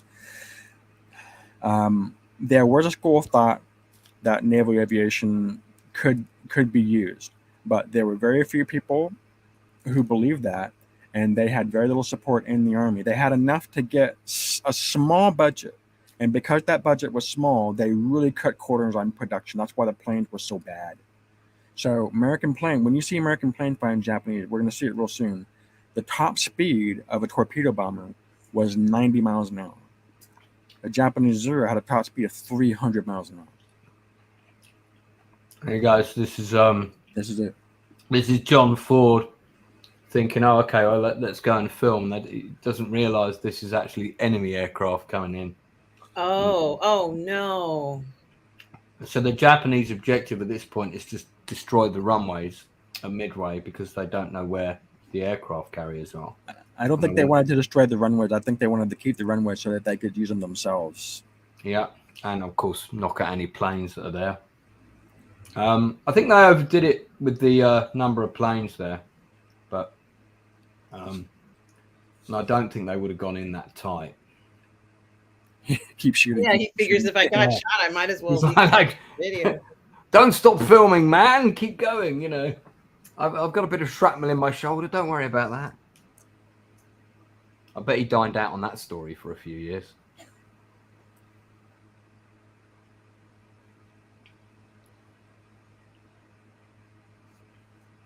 Yeah, so this is when, Yep. you know, he's like, okay, looks like your hunch was your hunch. And was right. another thing, the Japanese were they sent like something like 15, 20 submarines to the east of Midway because they were expecting reinforcement to come from the west coast of the United States, and they never saw anything because all the help was already there in and around Midway. And it all came from Pearl, it didn't come from the west coast. So they were looking in the wrong place. So because these submarines didn't say, "Oh, we're not seeing anything," they thought, "Hey, the Americans don't know what's going on." So they really thought that they had this. So this is the first American attack on the Japanese carrier group, and of course, at this point, not only have they got a fighter screen up, but you know, the first people that go in on an attack like this are always going to get completely hammered. And as Darth said, the craft are not as good, they're not as maneuverable as the Japanese, so that they got absolutely smashed. And their bombing group, I don't think any of the planes survived from this actual big bombing group either. Very few, if any. Very few, if any. And they did, I think that this attack did virtually no damage to the fleet at all at this point. The Japanese fleet suffered no damage at all from torpedo bombers. And it was not until the dive bombers showed up. Yeah, and there's that big red target on the deck, Aaron, that I was mentioning earlier. Yeah, so there's 4 carriers in the Japanese group, and of course one of them is the code word for the safe in the film Die Hard, Akagi Red Castle. Little bit of film trivia there. So I don't know how true that near miss is, but it's certainly well done in the film. Yeah, the problem with Nagamo is that's Admiral Nagamo there. He has OTC for the Japanese side. Yamamoto is too far away. He sent too many of his planes all at once. That's part of his problem. And now he's talking about rearming. Just worry. Okay, maybe we're not there yet. Yeah, that was the plane. The carriers are too bunched together. They should have been spread out, so that if they're found, they're only going to hit one group rather than all the group. There's no reason why they all should have been clustered together like that. In fact, they shouldn't have been separated from the main group at all. What they should have done was advance with the main armada. Because I don't know how many battleships they had. The Yamato was in this battle. They make use of the damn thing, for goodness sake. Would it have been mutual fire support for the AA from the flagship? It would have been much more fire support for their side if these body of Japanese carriers had been in the middle of the main Japanese armada. The Japanese armada totaled something like 180 ships. Now this is the Japanese here. I think they've spotted the main American carrier group, and that's actually incorrect. I think they spotted a smaller supply convoy or something. So it put the position of where they thought the American main carrier group was incorrectly. Or they spotted something. Yeah, that also started. I think it was part of the convoy that got left behind was trying to catch up, so it wasn't that far away from the carriers, but it wasn't the carrier group. By the way, all the Japanese actors that are in this movie, most people won't be familiar with them, but they're all people at the top of their profession in Japanese cinema. You know, they're all. I mean, they're actors. The older officers are all people with like 120. That's the pivotal decision right there. What he just ordered is they're going to rearm everything. Rearm. So that's going to delay the deployment of the planes. Oh, so they're taking extra time out of the fighting time. Yeah, because the Japanese planes at the minute are primarily loaded with bombs to bomb Midway, and if you want to sink ships, it's more effective to have them rearmed with torpedoes, so they can drop them in the water. And it would have been interesting to think what would have happened if they just decided to attack them with the bombs anyway. Now this is the American submarine. A second time where they've hesitated on. Yeah, they didn't do the third wave, and then they kind of hesitated. They should have just kept going. Mm. The outcome could have been very different. I don't think it would have been that different, honestly.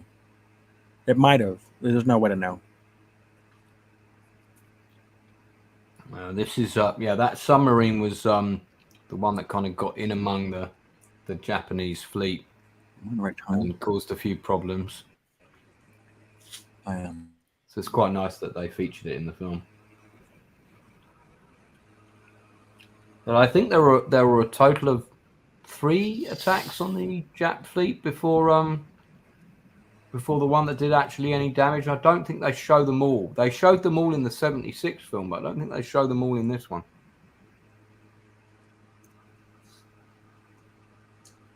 Because some of them get mentioned here, but I don't think you see all of the attacks.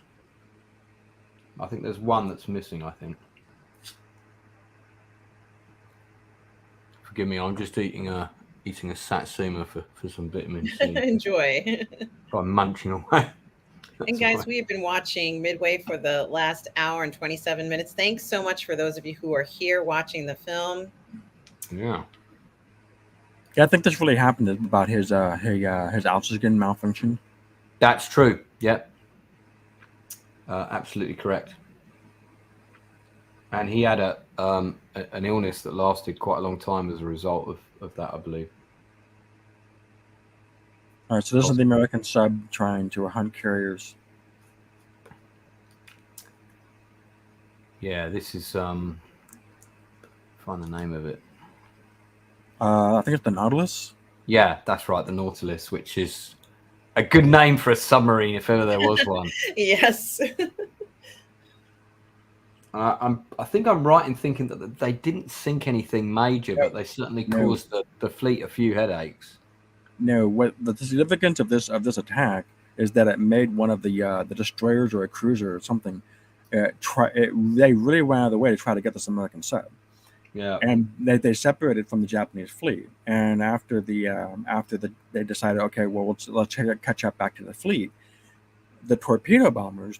Not the torpedo bombers, the dive bombers that were coming from the Americans, they spotted the wake of that ship. That's right. And that led them straight to the Japanese fleet. Yeah, because it also had an oil leak, if I remember rightly. Oh, look at that. Look at that. Oh. Whoa, that's great. That's great cinematography. Yeah, it's really well done. I mean, it's a CG sequence, but it looks real. Mm-hmm. You know? They should have showed it sparking, though, to show how bad the torpedoes the Americans were using. I think this is the McCluskey was the dive bomber. Yeah, but they're still looking for the Japanese fleet, and they're starting to run out of fuel. It's a big ocean out there. Oh yeah. So like I said, the Japanese were very spread. They had a lot of ships across 1,000 miles, so they were not as concentrated as they could ever should have been. You would not want to have been in that submarine. All right, so this is the torpedo squadron. They are going to get annihilated. Yeah. So this is the second attack on the fleet, and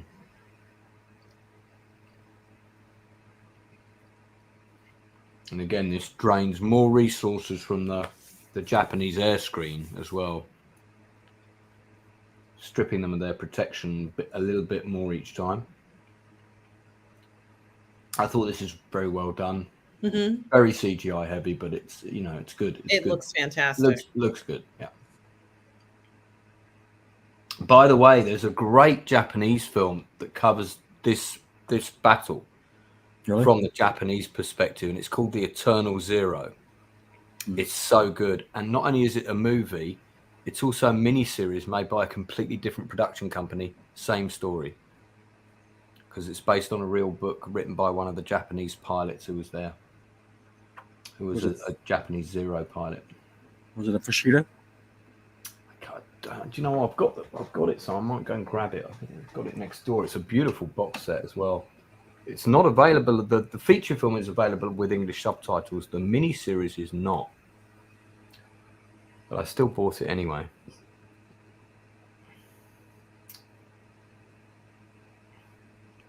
Yeah, so a lot of sweating going on board the All right, sub. so you see what the guy was doing on the sub. So they're listening and they can look at the technology at the time.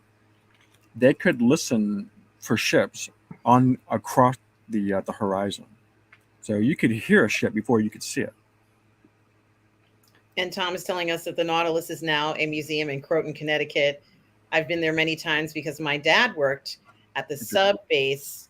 I could go whenever I wanted to. Oh, that's pretty cool.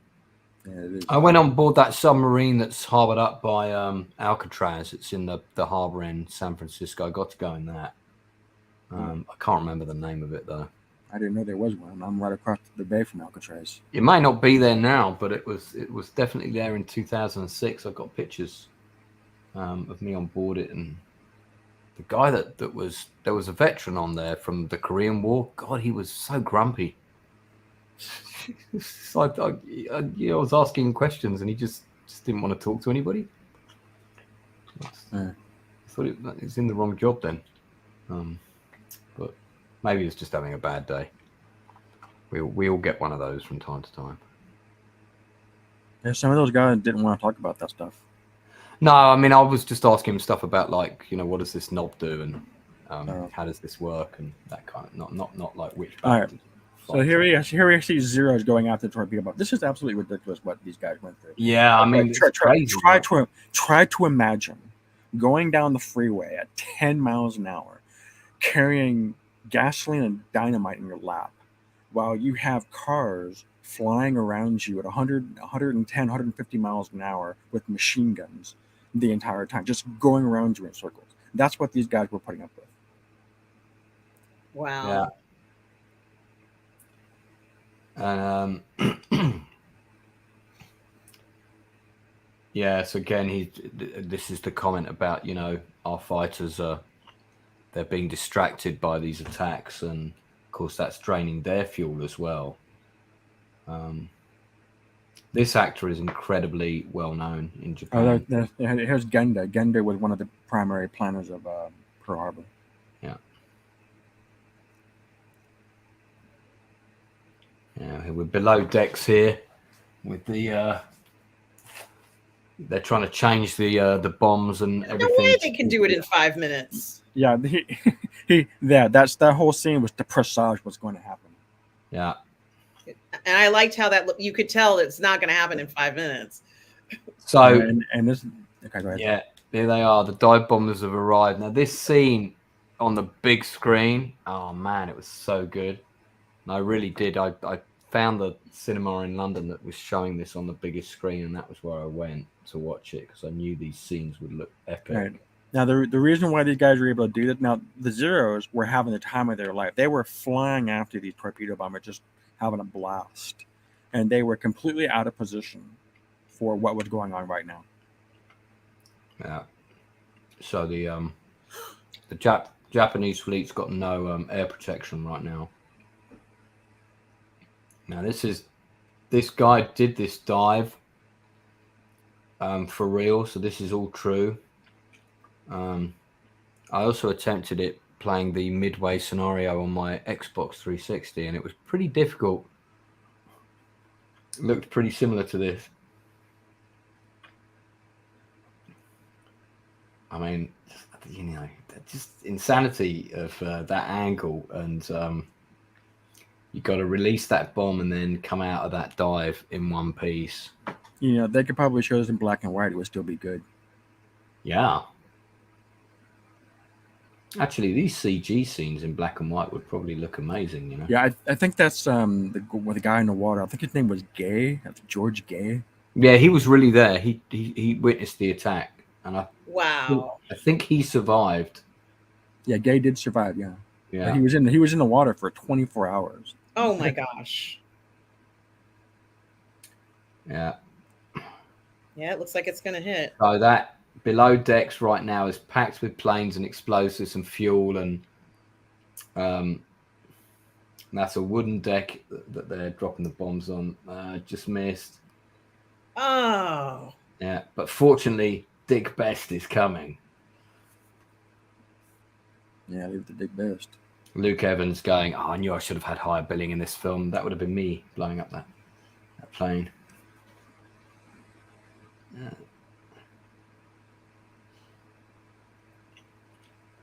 I don't know how many of these guys survived this assault. I think that's a miss. Boom.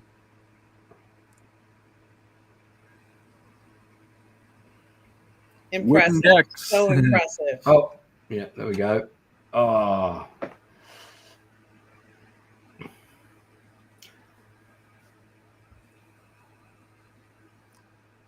Yeah, so that's Yeah, that's by the way, Yamaguchi on his own initiative started moving away from the fleet. That's 1 out of 4. There's the Soyu, and that also takes a massive hit. So that's 2 of their 4 carriers now on fire.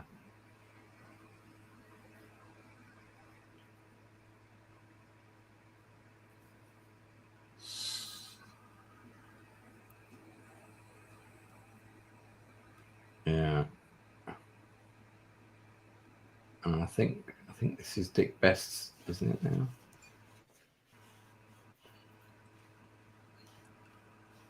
Yeah, here we go.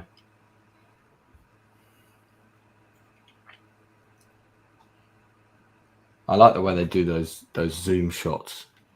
And Tom Jr. Jackson says that the wreckage of the Akagi and the Kaga were found the month before the film's premiere. Now, Tom, I didn't know that they hit the Akagi yet, so I guess they hit it. Yeah, Tom, spoiler alert, man. Yeah, Dude. Tom. But thank you for letting me know.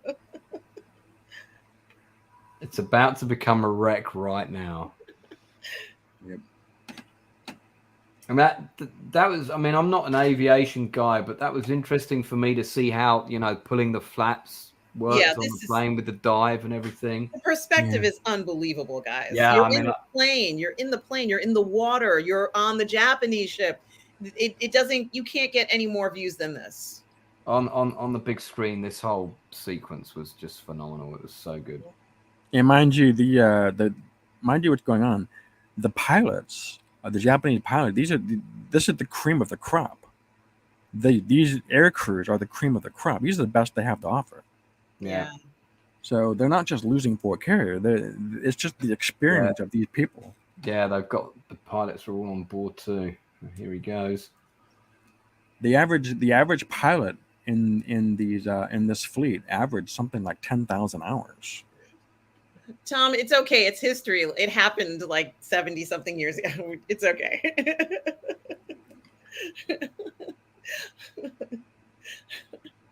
2 misses there. Best is still to come, literally.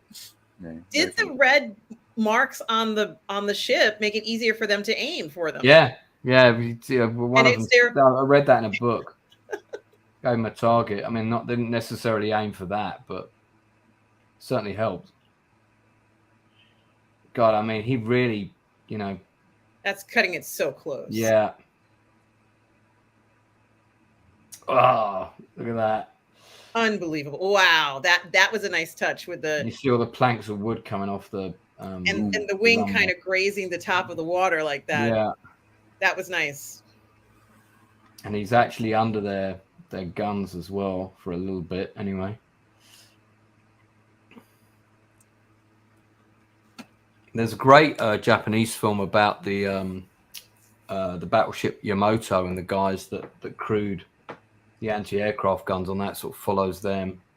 That's a great film worth checking out. And actually for that movie, they built a full-size one half of one side of it, and that's still an attraction in Japan. It was there for, I think, an attraction you could go and visit for probably about 15 years after the movie. I think it's been taken down now. Was this what you were talking about, Darth Plato or Lance, about? He was saying something about the color and it looks amazing in black and white. Is it part of the features, Tom, or the film? Can you watch it in? Is there a black and white mode? Yeah, you could watch this in black and white. It would still be good. Mm-hmm. They should do that. They should give you an option to watch a movie in black and white. And Linwood Kent says the Americans were savage fighters in this war. Thank you, Linwood. Jonas Brother down. Jonas Brother down. Aw. John in the drink. He's like, yeah, so will we be if you don't hit. The guy though was the guy earlier who, yeah. So the guy that just crashed was the guy earlier who was on the carrier and got into the plane to shoot down the bomber coming in. I'd be like, how the hell do you fire that gun on the back and not shoot the tail of the plane behind you? I don't know how you do that. I don't know about, like I said, it's not my area of expertise. I don't know if McCluskey was really hit. Yeah, this guy's got like almost no fuel, and he's thinking, well, where am I going to land now? Kamikaze mode. Well, that's his carrier. So no, they didn't have kamikaze until late 44. Yeah. Mm-hmm. I think the most well-known incident was the sinking of the Bunker Hill. Yeah, and that's caught on film. That was 45. Yeah. There's actual footage of that. You can see it on YouTube, the plane hitting the... You might guys want to get out of there. Look at that. It's just catastrophic. That's what's known as a double six in wargaming circles. And Tom says he just turned the color on his TV down. Oh, really? That's what he said. Yeah, you can do... I think you could probably do that on... Thomas Bertoldi says it would be amazing in black and white. Yeah, do you know what? Next time I watch this, I think I'm gonna do that and check it out. Yeah, the problem with doing that is I have to set it back again. I don't want to do that. All right, so Nagamo has to relinquish OTC.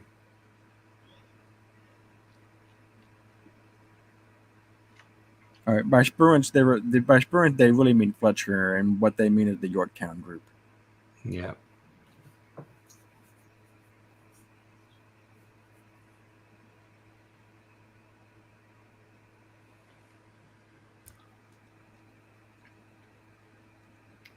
Yeah, and I don't think they really covered what happens to the Yorktown in this movie. Yeah, there's the Yamato. Yeah, miles away. Here comes the bad news. Yeah. 3 of their carriers. He can't believe it. Yeah, he can't believe it.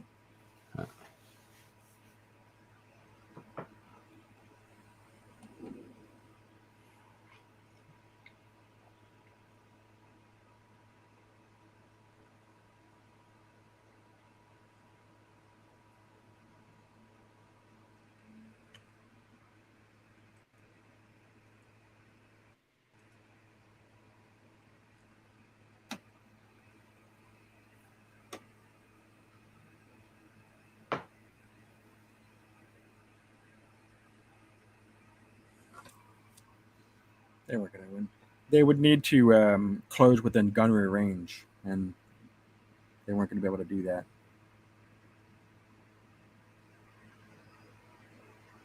Yeah.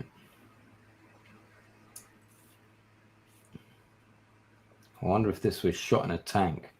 Can't really tell. The Japanese Navy have arrived. Duh.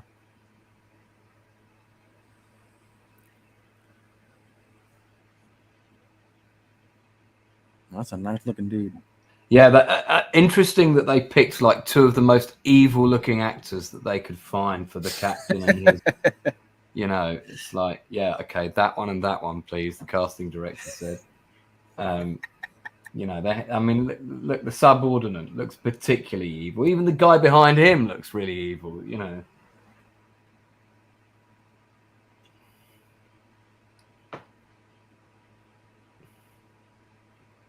Yeah, direction for this scene: don't smile under any circumstances.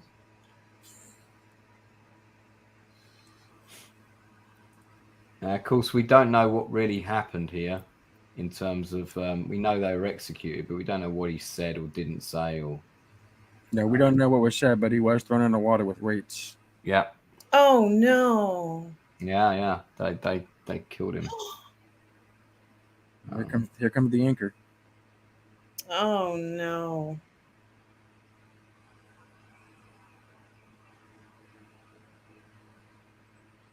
Yeah.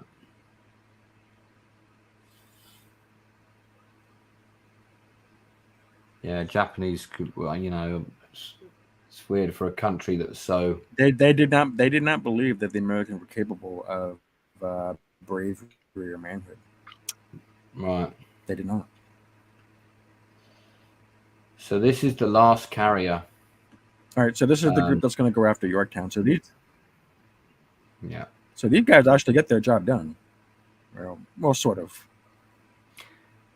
They damaged the Yorktown. They don't sink the Yorktown. No, there was a submarine involved in the final crippling of the ship, I think, if I remember rightly. Yeah, the Yorktown was sunk after the battle when it was being towed back to Pearl. Yeah. There was a destroyer and the Yorktown was struck by a submarine.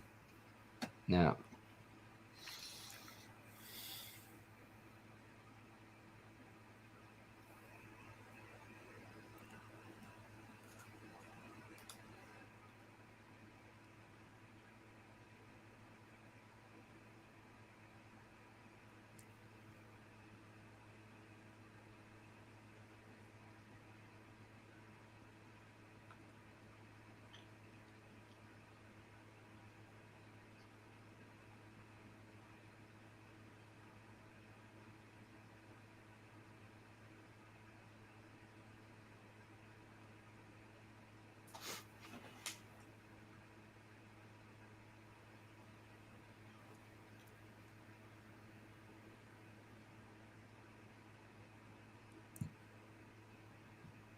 The Spruance wasn't in the Yorktown. Now Fletcher was. Does he go back up and fly? McCluskey? No. No, but Dick Best does, though.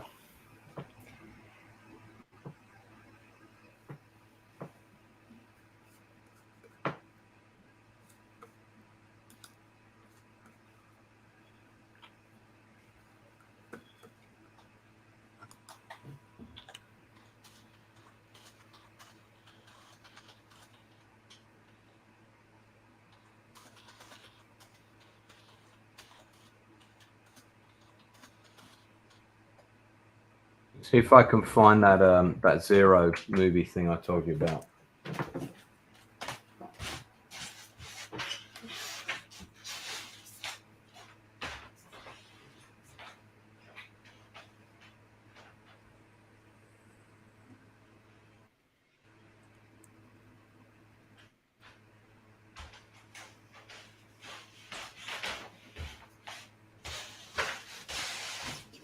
Yeah, I got it. So this is the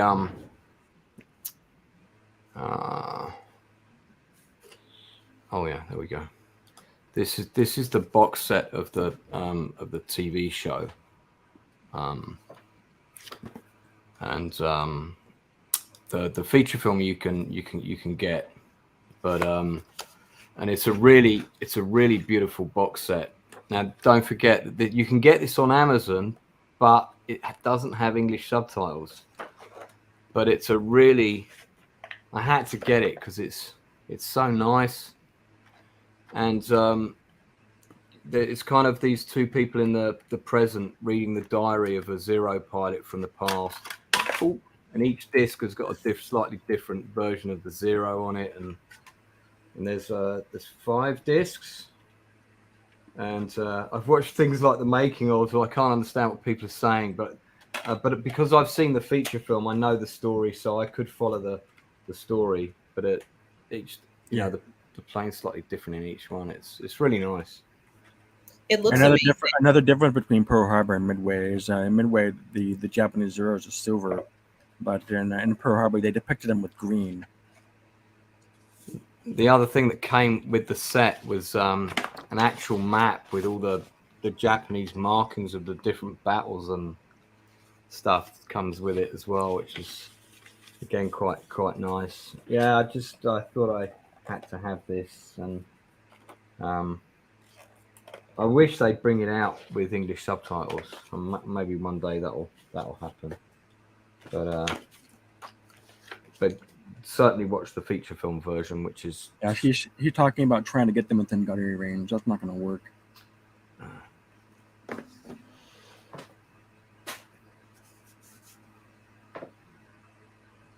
Telegram from the battlefield. Jesus. Before the days of the internet. Yeah, they were. Yeah, the main group was just sitting back there doing nothing.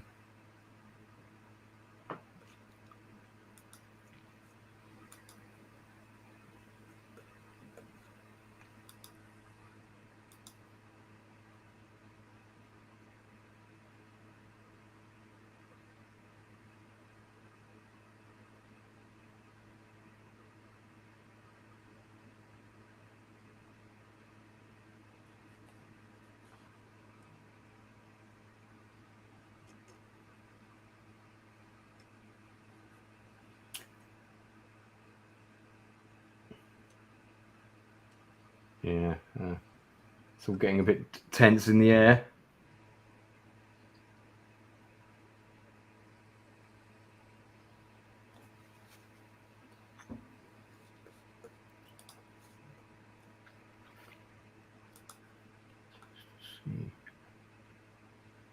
The cinematographer on this movie was a guy called Robbie Baumgartner, who did Argo and The Hunger Games. Mm-hmm.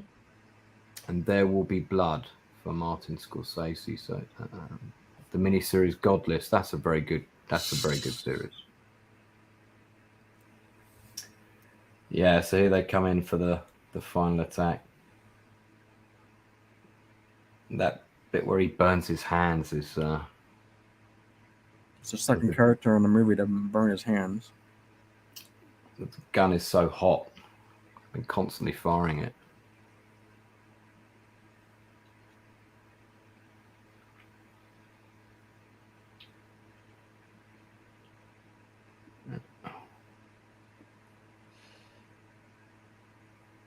Yeah, I agree. Tom Jr. Jackson, the action sequences are just great. And Thomas Bartoldi says, reading books, collecting them, and writing is my favorite thing. It's good to hear those things, everybody. We're almost to the end of this film, which is just incredible.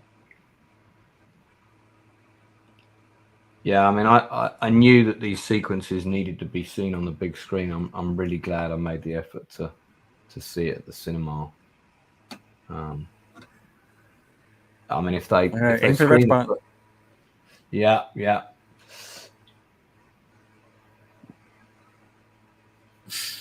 He's gonna aim for the red spot. That's funny. There you go.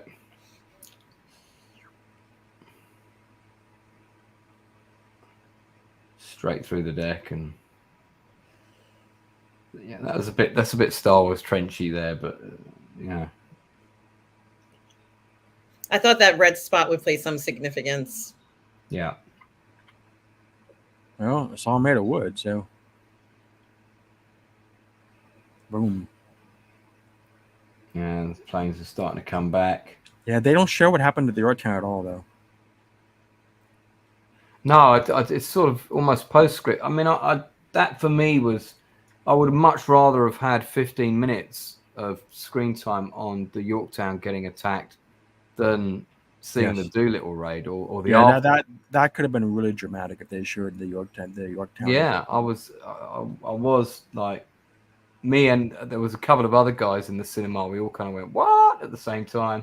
Yep. So you could tell we were moaning about the same thing. Yeah, like what? That's all you're gonna say?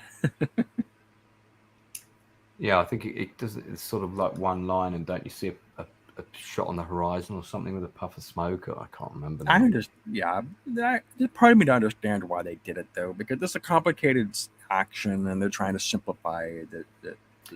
I get it, but I still think I would have rather have seen that done with these kind of effects than not had it in the film and just take some time off the Doolittle stuff. You just need to see the raid being launched and the impact that it has on the Japanese strategic thinking. But I don't think we really need to see Aaron Eckhart wandering around in China chatting to locals. Yeah, we didn't need to see. We didn't need that. No, it doesn't really add anything to we didn't need that. We didn't need the Pearl scene and the drawn out Doolittle raid. Yeah.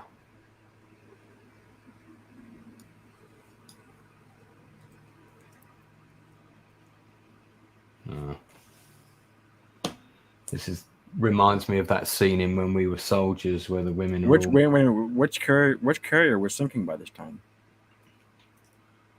I don't know. The Yorktown wasn't sunk until after the battle was over, and it was being towed to Pearl. Yeah.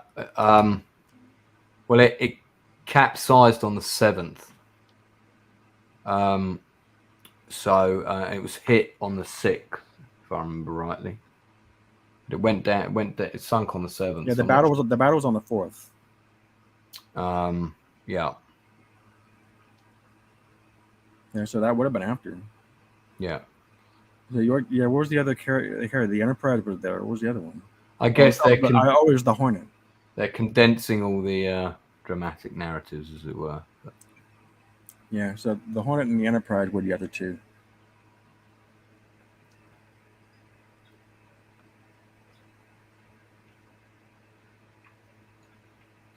It's a real shame that they didn't keep Enterprise as a museum. Yeah. You've got there is one, isn't there? There's one World War II carrier that's still, isn't there one that's a museum, I think? Or is that a later one, maybe? I don't know. There's not the Enterprise. There's a carrier museum in New York somewhere parked up, but I think that's a more modern thing. I thought the Intrepid. Yeah. Yes, it is the Intrepid. There you go. Yeah, Well, there's also the Constitution, but that's a little older. I guess, I know why they didn't keep it, because after sort of World War II, people kind of wanted to forget about the war, and museums were not popular back then. So everybody was carving everything up and selling stuff. But yeah, it would have been great if they kept it. That would have been nice. Well, the U.S. had something else going on too. Yeah, there was a very active push to shrink the Army and the Navy and just go for a bomber force, a long range nuclear strike. That was seriously advocated. Mm. The Korea is really what changed people's mind. This scene is kind of heartbreaking. This scene. You do feel for the Japanese here. I think it was really good that they included this. Yes, but it really shows the fatalism of the Japanese war culture at the time. Because the captain stays to go down with the ship, and all of the officers, the young officers, all offer to remain behind with him, I think, and they don't want to leave. And he only lets the older one stay. Let us enjoy the moon together. Yeah. Yeah, that must have been really tough, man. To leave your captain like that, especially with the culture of their officer cadre. Oh, what happened there? We got our time. That's the timer is beyond 2 hours. Oh, okay. It goes up to 2 hours. Yeah, well, the film runs for 2 hours, 18 minutes and 24 seconds, although I suspect 4 minutes of that's probably credits. I actually have a miniature Akagi ship with the red thing painted on the deck. It's a miniature, it's about that big, that I bought in, I think it was about 1991. but it's in a box somewhere. If This I'd known, this wasn't it necessary. would be good to have shown you that. But this scene, you didn't think this scene was needed? I'm talking about the attitude of the Japanese here. It's hubris in victory and fatalism in defeat. It's not Right. necessary. It's born out of what Fushigi was talking about is their national Right. character. That they were only interested in technology and building weapons, and they were not interested in the individualism, and everything was subordinated to the state and the religion of the emperor, and that was it. So you have Yamaguchi was a very experienced officer. He was one of the best they had, and there was no reason for him to stay around except for just this notion of fatalism. That's the only reason. Yeah. It's not necessary. Well, it's that honor thing as well, though, isn't it? That you failed your duty, and because in the Band of Brothers Pacific, you've got those scenes where officers will draw their swords and just charge into the enemy as one last. That's a matter of soldiers' honor, and they just get killed. The same thing happened between the Romans and the Carthaginians. When the Roman general was defeated, he came home and they embraced him. When the Carthaginian general was defeated, he was crucified. Yeah, man. That sucks to be you in that work environment. Yeah, so we're sort of getting into the final moody scenes now.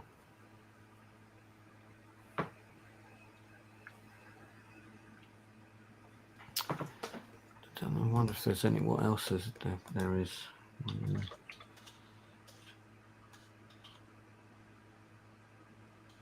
And thanks to the 8 of you who are watching, as we're watching the final minutes of Midway from 2019. Yeah, we're getting it.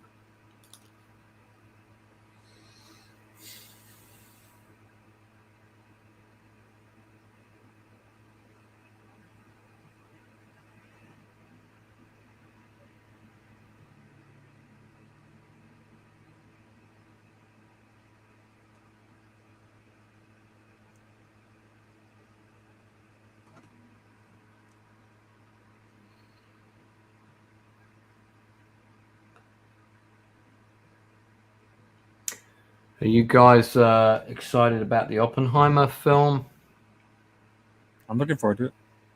I have to say, after I saw the last trailer, because there's already been a couple of movies on the subject, and I'm thinking, like, what else am I going to learn? But when I saw the last trailer, I thought, this actually does look really good. So, great photography.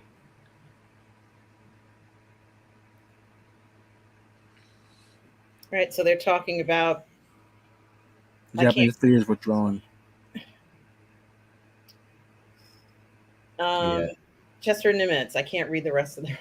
Commanded the Pacific Fleet until his ship sailed into Tokyo Bay to accept the Japanese surrender in 1945. Thank you.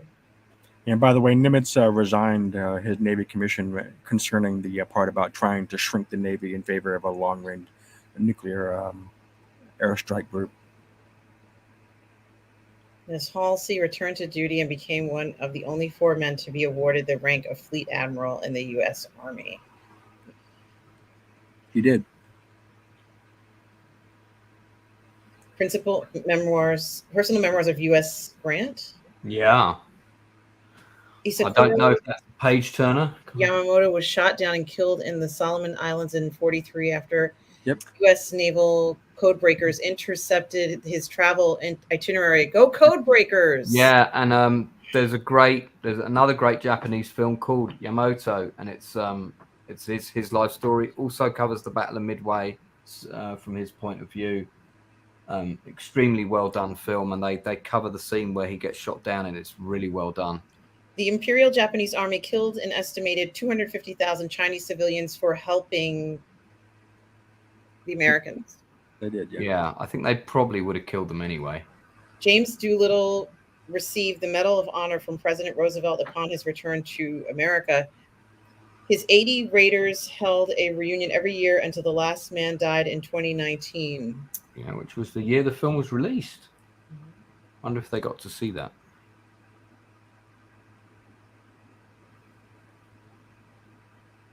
They must have added it.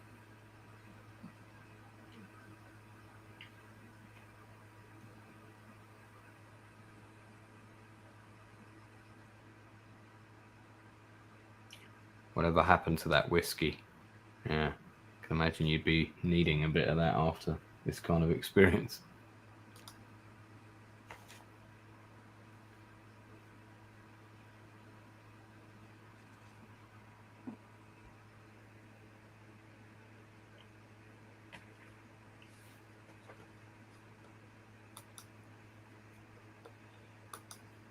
All right. Clarence Dickinson became a rear admiral and was the first pilot in history to receive 3 Navy crosses that aren't the Navy's highest decoration for valor in combat.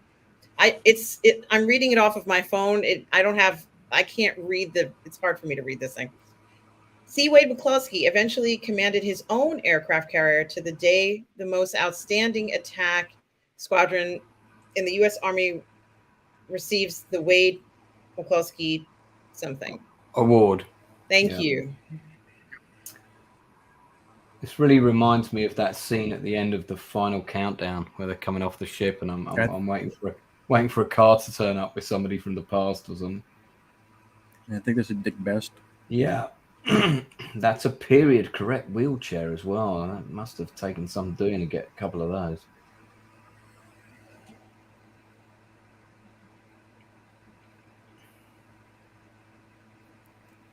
And then, of course, he can't walk at the minute because of the air mix thing has screwed him up. It does feel very different knowing that squadron the final person passed away in 2019. It does feel very different. Edwin Layton stayed by Nimitz's side throughout the war. He published a book in '85 that definitely explained the vital role played by Rochefort. And I couldn't read it fast enough. It's just typing. That was the team played by the actor Brennan and all those guys.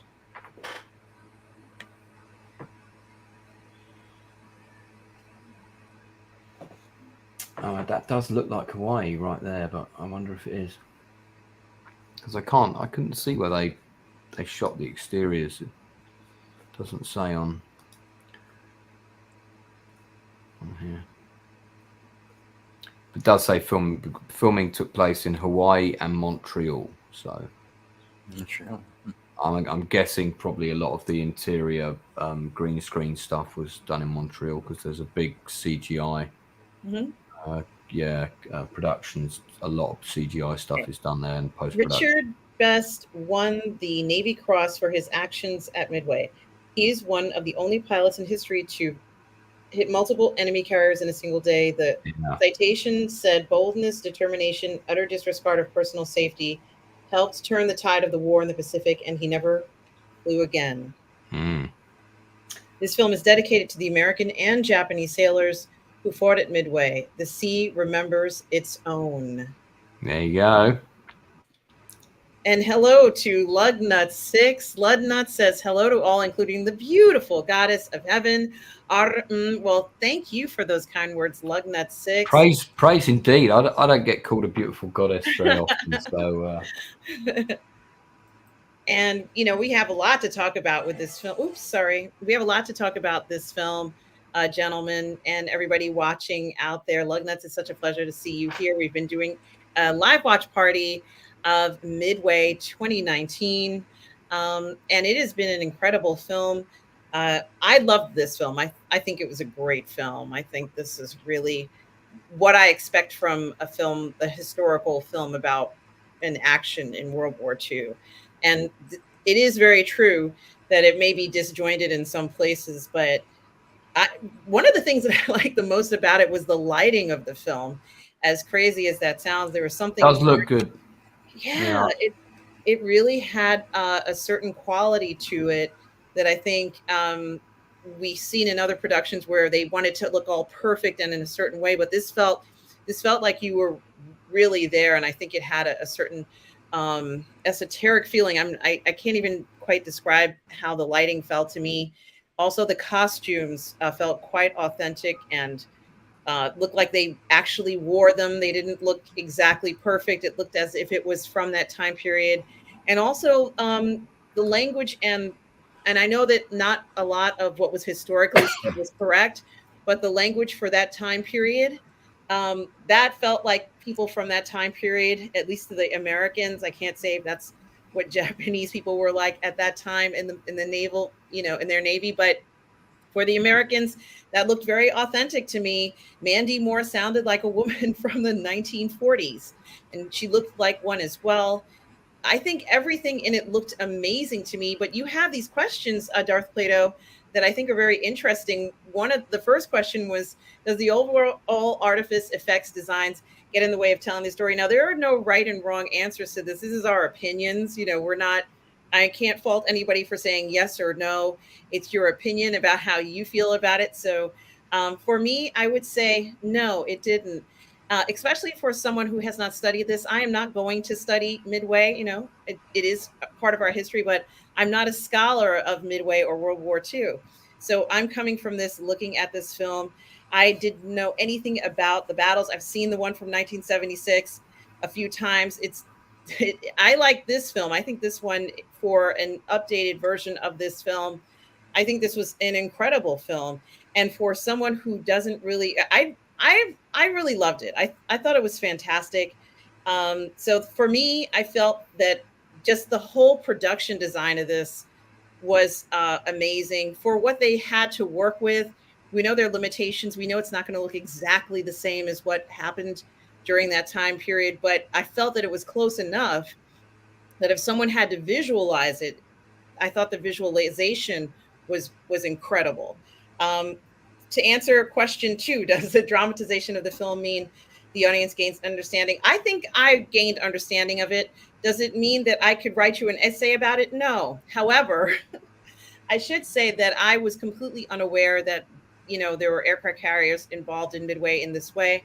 I didn't know. I heard of dive bombers before, but if you had described to me what they were doing, I would have listened to you and I could probably write it down, but I don't think I could describe what their actions were. However, I feel like after seeing this film, I can describe in a little bit more detail what it means to be a dive bomber. Although I've heard it hundreds of times, I just never have seen anything like that. And I think everybody needs to see this film. Honestly, I think children in school need to see this film. I think that it's something that's so historically significant. One of the things that stands out to me is how they tried to show the difference in battle approach from the Japanese to the Americans, and how important culture was in determining how the Japanese were going to respond to certain things, and how culture could sometimes, I'm not going to say get in the way, but it did have it weighed on them as to what their next move would be. There's that soldier who was struggling on the deck, knowing he was going to go down on the ship with the captain of the Japanese. And you could see he had an inner conflict. He didn't want to die, but he felt he had to do that. And I thought that was very interesting to show those types of scenes. Is anybody going to remember that? I have no idea. Did it happen? I'm not sure, but it doesn't matter. I think they were trying to show us. He did go down like that. They were trying to show us the cultural differences and how different things happen. So the way that our school system is constructed in the United States, you definitely would be better off seeing this film if you're a student, especially since we know they're not going to get perhaps an education that's as in depth as what we saw in the film. So those are my answers. Quiz on Monday. I'm not going to pass the quiz, but Darth Plato, what are your answers? And then we can hear what Lance thinks. So go ahead, Darth Plato. Give me the answers to your questions 1 to 3. I think the answer is yes on all counts. Is there ground to complain about something? Yes, and I made them during the review. But overall, I think it is a positive experience, and I recommend it to anybody. And Lance, what are your thoughts about questions 1 through 3? Sorry, I've just been busy finding the street that they. Here it is, Lance. It's at the bottom of the screen. Oh no, I got the questions. Okay. No, sorry, I was just finding the street that they filmed in Pearl Harbor on Google Earth, and I'm pretty sure I found it. Yeah, I mean, it's a very visual effects heavy film, and if the visual effects had been anything even slightly below par, you know, the film wouldn't hold, because it's very dependent on the effects. You've got to believe that you're seeing that plane zoom down on that ship. And when I was in the cinema, I really felt in those sequences like I was in that pilot seat, or the co-pilot seat even. And that for me was what made it so effective. And I by the time we got to that sequence, I was completely no longer, oh, this is an effect. That had sort of gone. And that's what you want. You know, you want people to stop thinking this is an effect. So because they're of such high standard and they still hold up well, I think it doesn't detract from the film at all. However, I would say I don't think it's a film to watch on a phone. I think the visual effects on a phone look very different. They don't look as good, because everything's compressed. And People watch movies on phones. I know, it's terrible. Who does that? But I don't even own a phone. I don't think that, and it certainly doesn't get in the way of the storytelling. At no point was there a single shot for me, especially now we watched it, where, you know, oh, that effect jars and it takes you out the story, and you don't want that, especially not in a film like that. So question one, no. Question two, does the dramatization of the film mean that the audience gains an understanding of the event? I think they do. I think the film takes a long time to get there. There's bits of the history that the 76 film does slightly better, like the attack on the Yorktown and stuff. Yeah. But overall, I think this is the superior. Yeah, they see the Yorktown is what I want to complain about too, because they actually showed the scene where Nimitz visits the Yorktown. They're looking, and they're inside. They're looking at the damage. He's saying, "This needs to sail. This needs to sail by this time." They're going through the trouble of showing that scene, and then you never hear about it again, except in that passing moment. Yeah, and it's kind of an integral. The film is all about the carriers, really, and it's all about, you know, carrier warfare, which was key to the victory in the Pacific. It was all about that. It revolutionized warfare, not just in 1942, but for all time.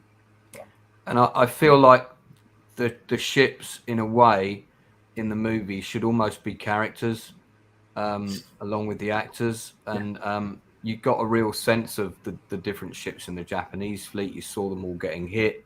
The one American ship that took a lot of damage, we don't see that happen. And I think that's kind of the film did itself a disservice by not showing that, and we could have lost something from the earlier stuff. We could have just heard about the Battle of Coral Sea.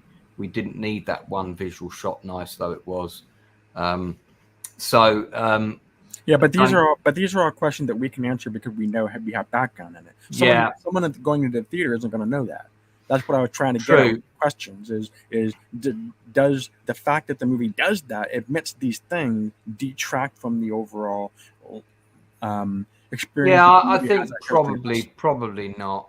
And I think definitely the audience should watch it. It's a good movie.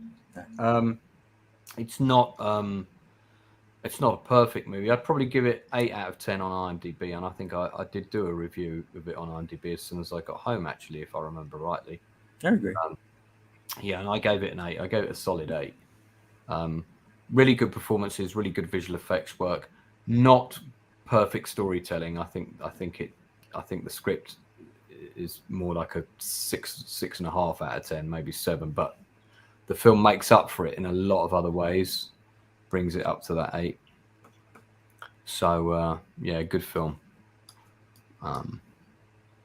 And probably don't think we'll see another film on this topic for quite a long time, if at all. But you never know. Hollywood does like its remakes. Battle of Leyte Gulf was a bigger engagement. Yeah, I mean, I'd like to see a film about that. I mean, there's a lot of films I'd like to see about this battle or that battle, which probably will never get made. But has anyone here been to Pearl Harbor? No, I have not. See that? I mean, that was really on my bucket list. I don't think I'm going to get to do that now, but that was one place I always really wanted to go, because because you can go out and you can see the Arizona. You can take the tour, and if you look on Google Earth, I've got it up right now. Do you want me to share it quickly? If you want to. I think it might be quite interesting. Google Maps, there we go. So I think you need to okay it. So the Arizona Memorial is right here, and you can see the ship under the water there, where it was struck. And they've actually got there's a whole load of memorials for different places where people were killed at Pearl. And now they've also got the battleship Missouri here, which of course was used by Steven Seagal in the film Under Siege. That didn't come on the scene until 43. Yeah, and that, I think, was it on the deck of this that the Japanese surrender was accepted? Was it on that ship? I think it was, yes. Yeah. So I mean, that, if you ever go and travel to Pearl Harbor, you're going to get to see, and you're into your history, you're going to get to see quite a lot of cool things. I think the shots that they did in the film, I think might have been shot around here, because and assuming that the palm trees were real and not CGI, I've been kind of looking for the streets with the white old buildings. But I mean, unless I could go and walk around the streets, it's really difficult to tell. And of course, you can see how much it's changed. But Ford Island was where all the planes were lined up in rows, like sitting ducks. This was where all the the part of the problem there is they were on alert for sabotage. They weren't expecting. Yeah, that's right. So because they were expecting sabotage, all the planes were clustered together so that they weren't so spread out. Because if they're spread out, it's a larger perimeter to guard. So they clustered together to shorten the perimeter for the guards to walk around. Yeah, and it made it easier to bomb. So I think the Army lost 180 planes on the ground. Yeah. And the Hidden has a question, wants to know whether Darth PLATO is a former military officer. I am not. And I'm not either. I'm a military historian, but I'm no military background. My dad was in the Danish resistance, but that's it. So. Well, thank you both for being here for this watch party for Midway. Of course, Darth PLATO, it's on your recommendation to watch this film, and it was a fantastic recommendation. That's not me. What? That sound, whatever it is, it's not me. Oh, okay. No, sorry, that was my phone was buzzing. I do apologise. I've got an actor staying with me who I think is staggering home from a night out and was checking I was still up to let them in. Just out of curiosity, Lance, where are you broadcasting from? I'm in London. Okay. So the time here is currently 1:45. It's like the middle of the afternoon for me. I'm rarely and burning the midnight oil. Yeah, and I'll probably stay up and watch a bit more of. I've been watching The Days on Netflix, which is about, funnily enough, a Japanese drama show about the meltdown of the Fukushima power plant after I think it was the earthquake was it? Oh yeah, I remember that. Yeah, it's I think it's about a 5 or 6 part drama series. I'm on the 3rd or 4th part. It's very, very good. Extremely well done. Fantastic CGI for the earthquake and tsunami sequence. So I'll probably watch an episode of that before I conk out. But thanks for having me on, especially at short notice. I really enjoyed this. History, this kind of stuff is right up my street. So, yeah. Well, Lance, where can people find you? The channel's The Outcast Creative. We're normally streaming. I've got a regular slot now with film director Matthew Holmes where we compare and contrast 2 older films, and we're doing Kingdom of Heaven and Alexander, the final cut, next Tuesday, 11:30 p.m. UK time. So I think that would be 5:30 East Coast, something like that. That's on Tuesday night. I do a roundup on Wednesdays about the same time, normally for about an hour, but I've got another regular co-host on that now, and we go off on all kinds of rabbit hole tangents, so it's quite a lot of fun. Okay, so Kingdom of Heaven, you mean the movie 12th Century? The one that Ridley Scott directed, yeah.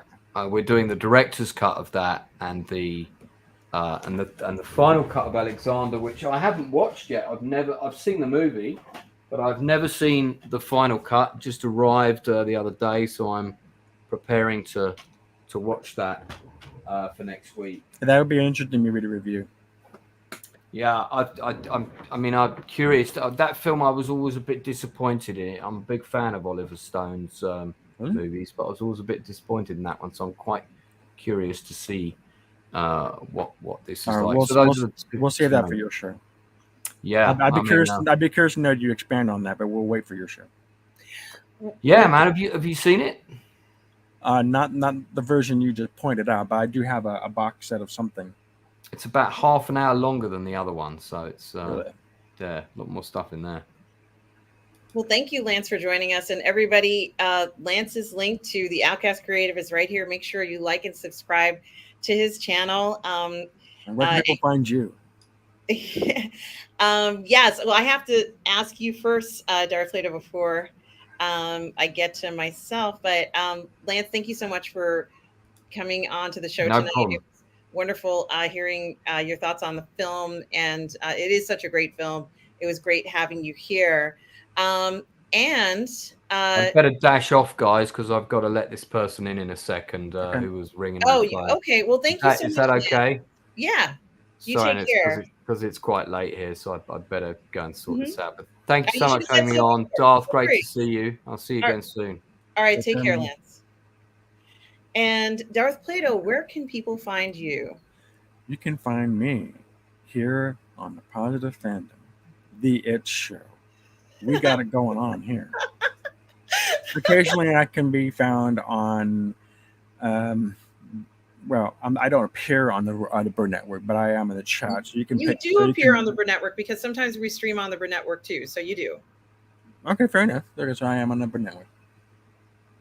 Yes, and you and I are going to appear on the Burnettwork. We're going to do an Oppenheimer review on the Burnettwork, and we're going to be doing our Napoleon review on the Burnettwork, and a bunch of other reviews that will be on the Burnettwork. So the answer is yes, you will be on there as well. And you have been on. We did our last movie, which was a very impressive review of the Pearl Harbor movie that we did. That was on the channel and the Burnettwork. So that's coming up. From before, and that was a fantastic review. This was a great film. I'm so grateful that you recommended it, Darth Plato, for us to look at.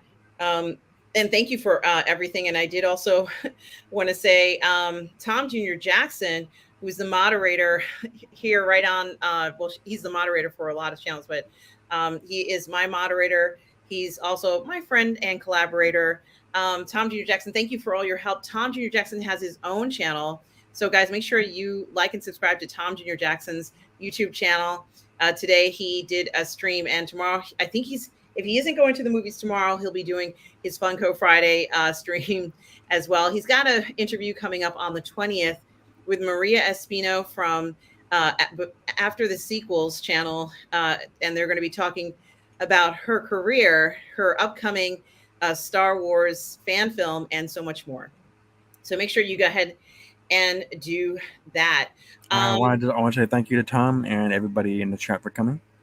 Absolutely. Thank you, everybody. I so appreciate it. I also want to mention that tomorrow night on the Burnettwork, Julian and I are going to be doing PGS Treks at 10 p.m. Eastern. So make sure you do join us on the Burnettwork for that. Also, what else? Oh, yes. At 6 p.m. on Saturday, I'm going to be doing a live watch party for Kubrick on Kubrick.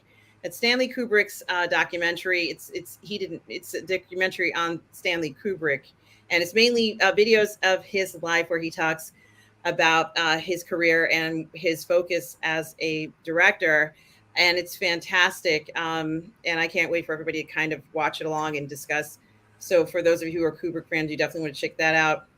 And then, of course, going farther ahead, Heath will have will be coming back onto the Burnettwork on June 17th at 6 p.m.